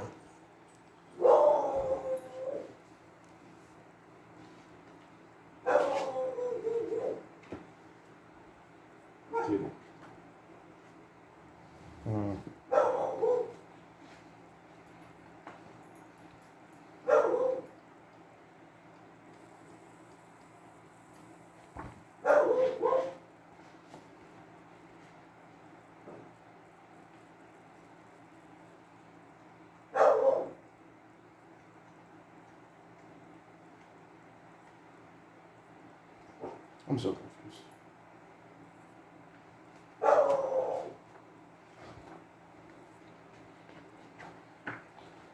Alright, I got a chart somewhere. The problem is sometimes I use them as bookmarks. Here it is.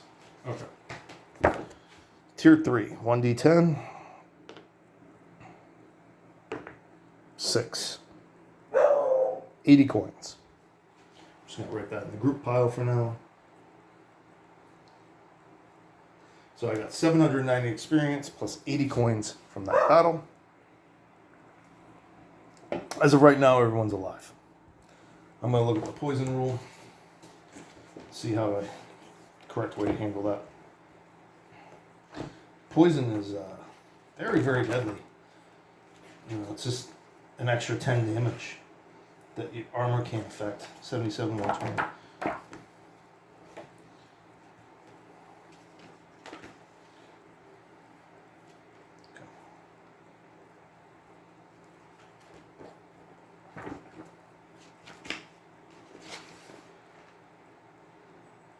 Poison. If your hero is hit by poison takes damage, the effect of poison can kick in. Take a constitution test, applying any modifier for the poison. If this fails, target is poison. Well, is there a modifier? No.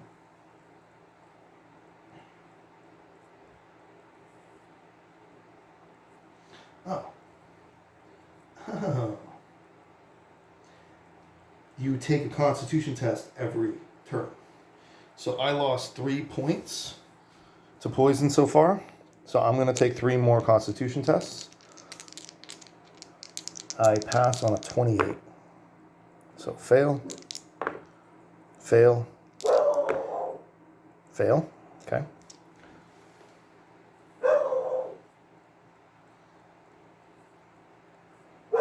If you get a critical, it cures the poison completely.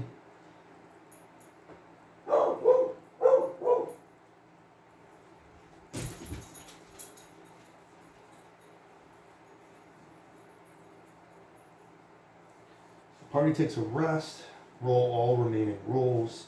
If you reach 0 hit points, he dies. Okay, so that's kind of scary. So I currently have 1 hit point. I almost have to rest. If I rest, he's going to take 7 damage, which I can't heal. So if I rest, he dies. He has to pass this healing check. He has to. My game literally depends on it. And he has no luck. Point. Oh, that's annoying. So Alsace can technically heal him too, but let me see what bandages work outside of combat. Let me just double check this. In combat, it requires an action point from both of them.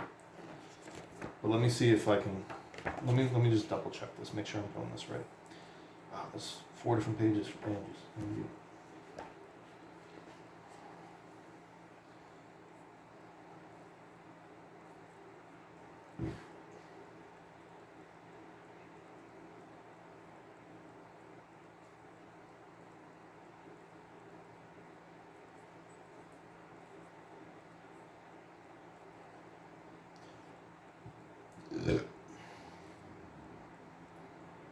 Yeah.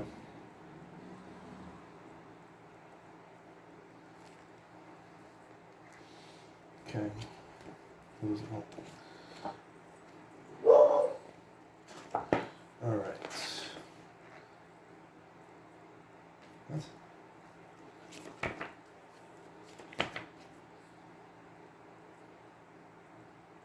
One week.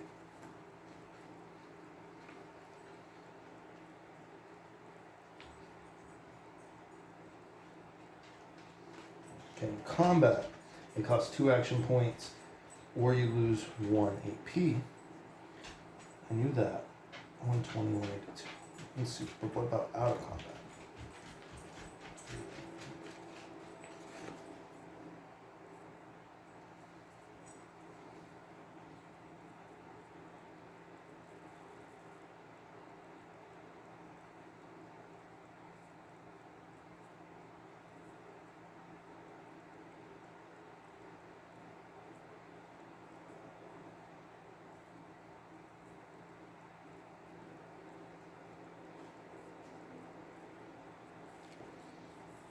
That doesn't help. 182. So what I'm thinking is, I have to have this succeed, but he can apply advantage to himself for 2 AP, but and Alsace can apply advantage to him for 1, but it also uses 1 of Kite's.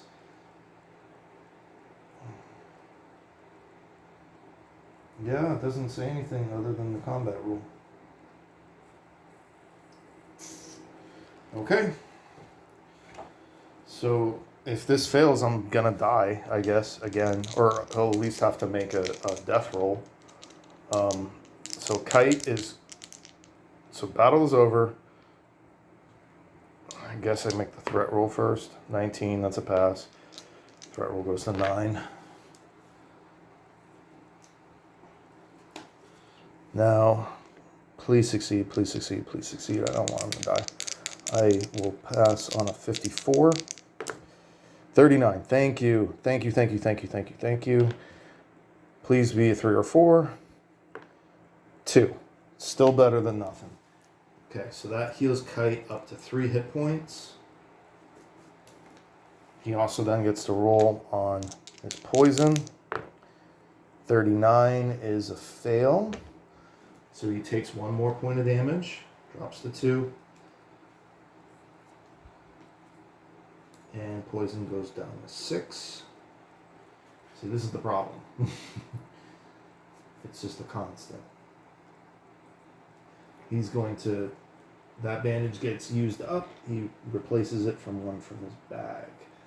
I am not going to spend an action point doing that. I know you're probably supposed to. But I'm not going to waste a whole turn not applying bandages because one was in his bag.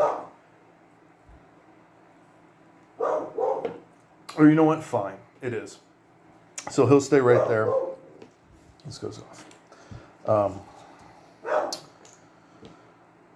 right. So that was his full action. Alsace is going to move up into this position and stay there. Nebut is going to search the room. He has a perception of along 61, along with Rothgar gives him 71. 75, that's a fail. So that room is searched. Now goes to my next turn. 2, that's a fail. 11, what is an 11? That's a one-ring monster. Here's 1, 2, 3, 4, 5, 11, 12 points away. So it will activate after this turn. All right. So I'm going to start with Alsace. And Alsace will attempt to use a bandage on Kite, which will use one of his activity, one action point from each of them.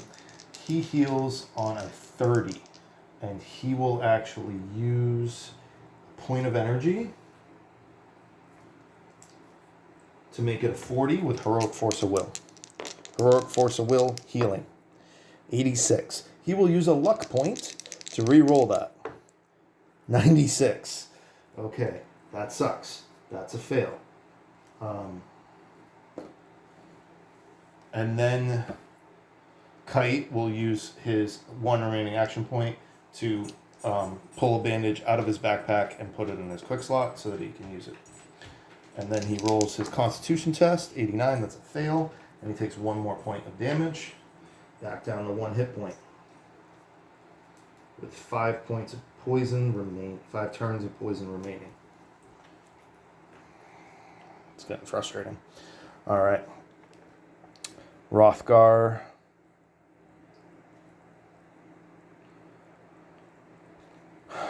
We'll have Nebut 1, 2, 3, 4, 5, 6. Move up there. Rothgar is pretty much going to stay put. I don't know if there's anything useful he can do.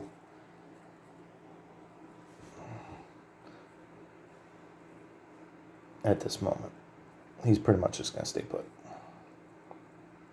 Yeah. All right, next turn. 8. Oh, and the threat decrease is a -5. So we're back down to a 4. Well, actually a 5 because I just rolled an 8. Oh, actually a 6 because I also won the combat. Ooh, okay. I'm going to have Nebut go first and search that. No. First, we're going to have Kite go and attempt to heal himself. He needs a 54. 63, he fails.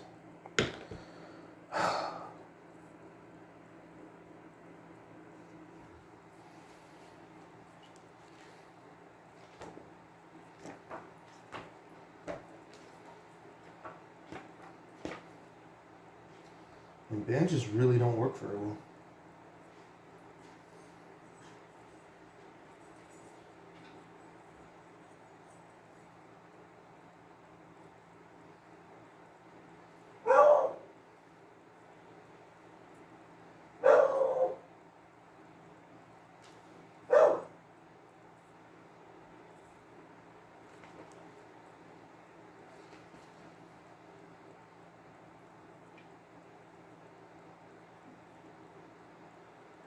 Really no healing potions. It's really just not acceptable to not have healing potions.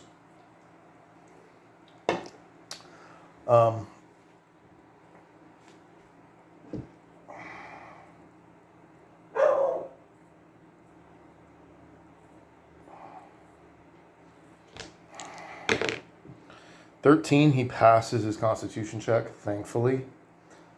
So he doesn't take any damage that turn, and the poison still reduces. So there's 4 turns remaining of poison. Okay. That'll be alright.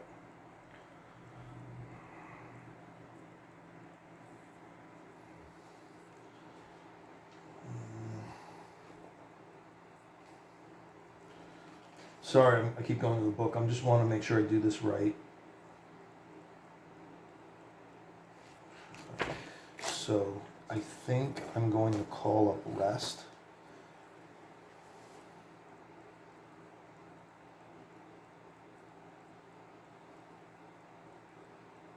Oh.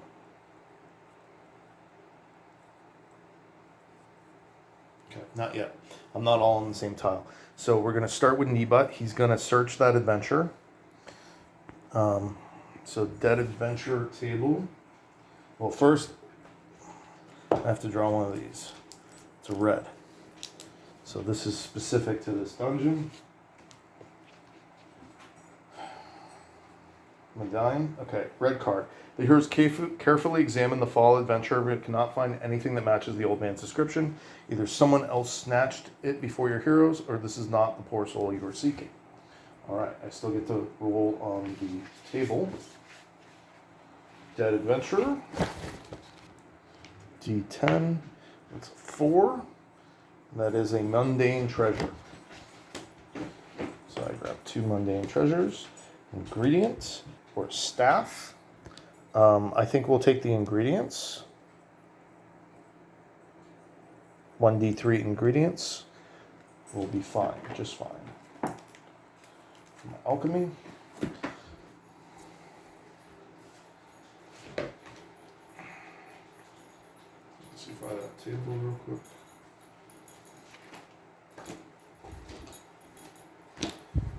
Okay.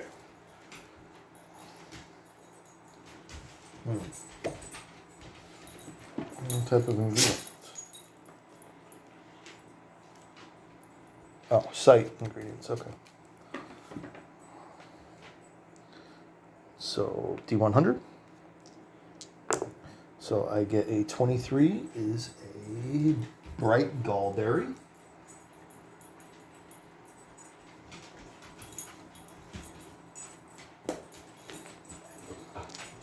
Oh, it was 1d3 ingredients, right? So that was it. Bright gallberry. That's all I get. It's okay, guys. Yeah, you can go outside on the own. Don't worry. Alright, so that's what I found. And then he moves 1, 2, 3, 4. And then they're going to take a short rest. So we're going to pay 1 ration. 7. And we're going to heal.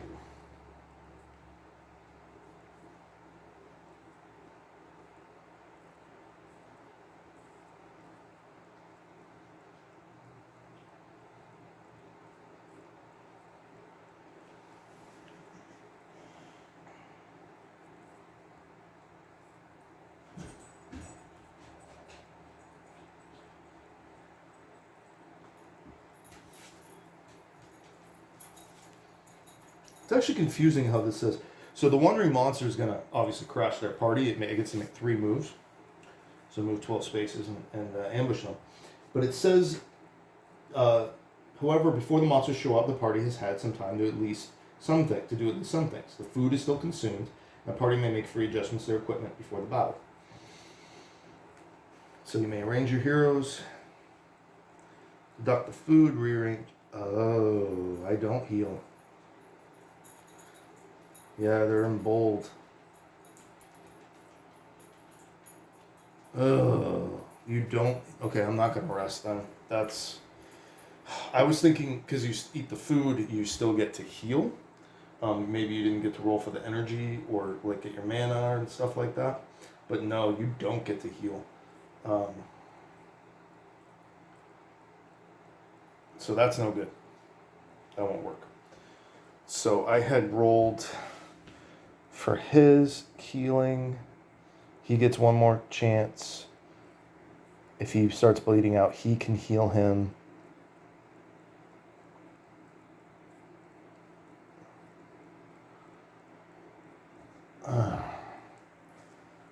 Well, 1, 2, 3, 4.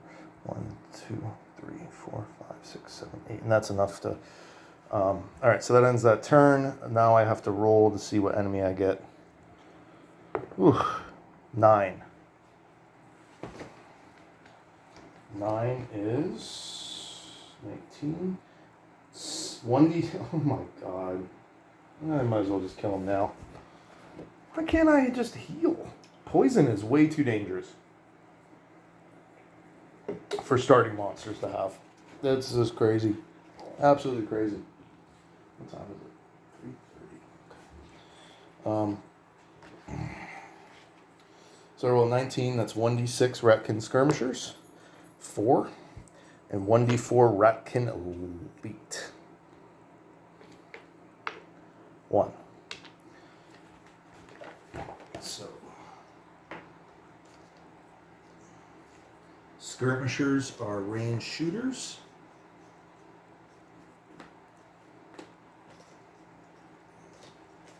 Three, 4. And the elites are obviously elites.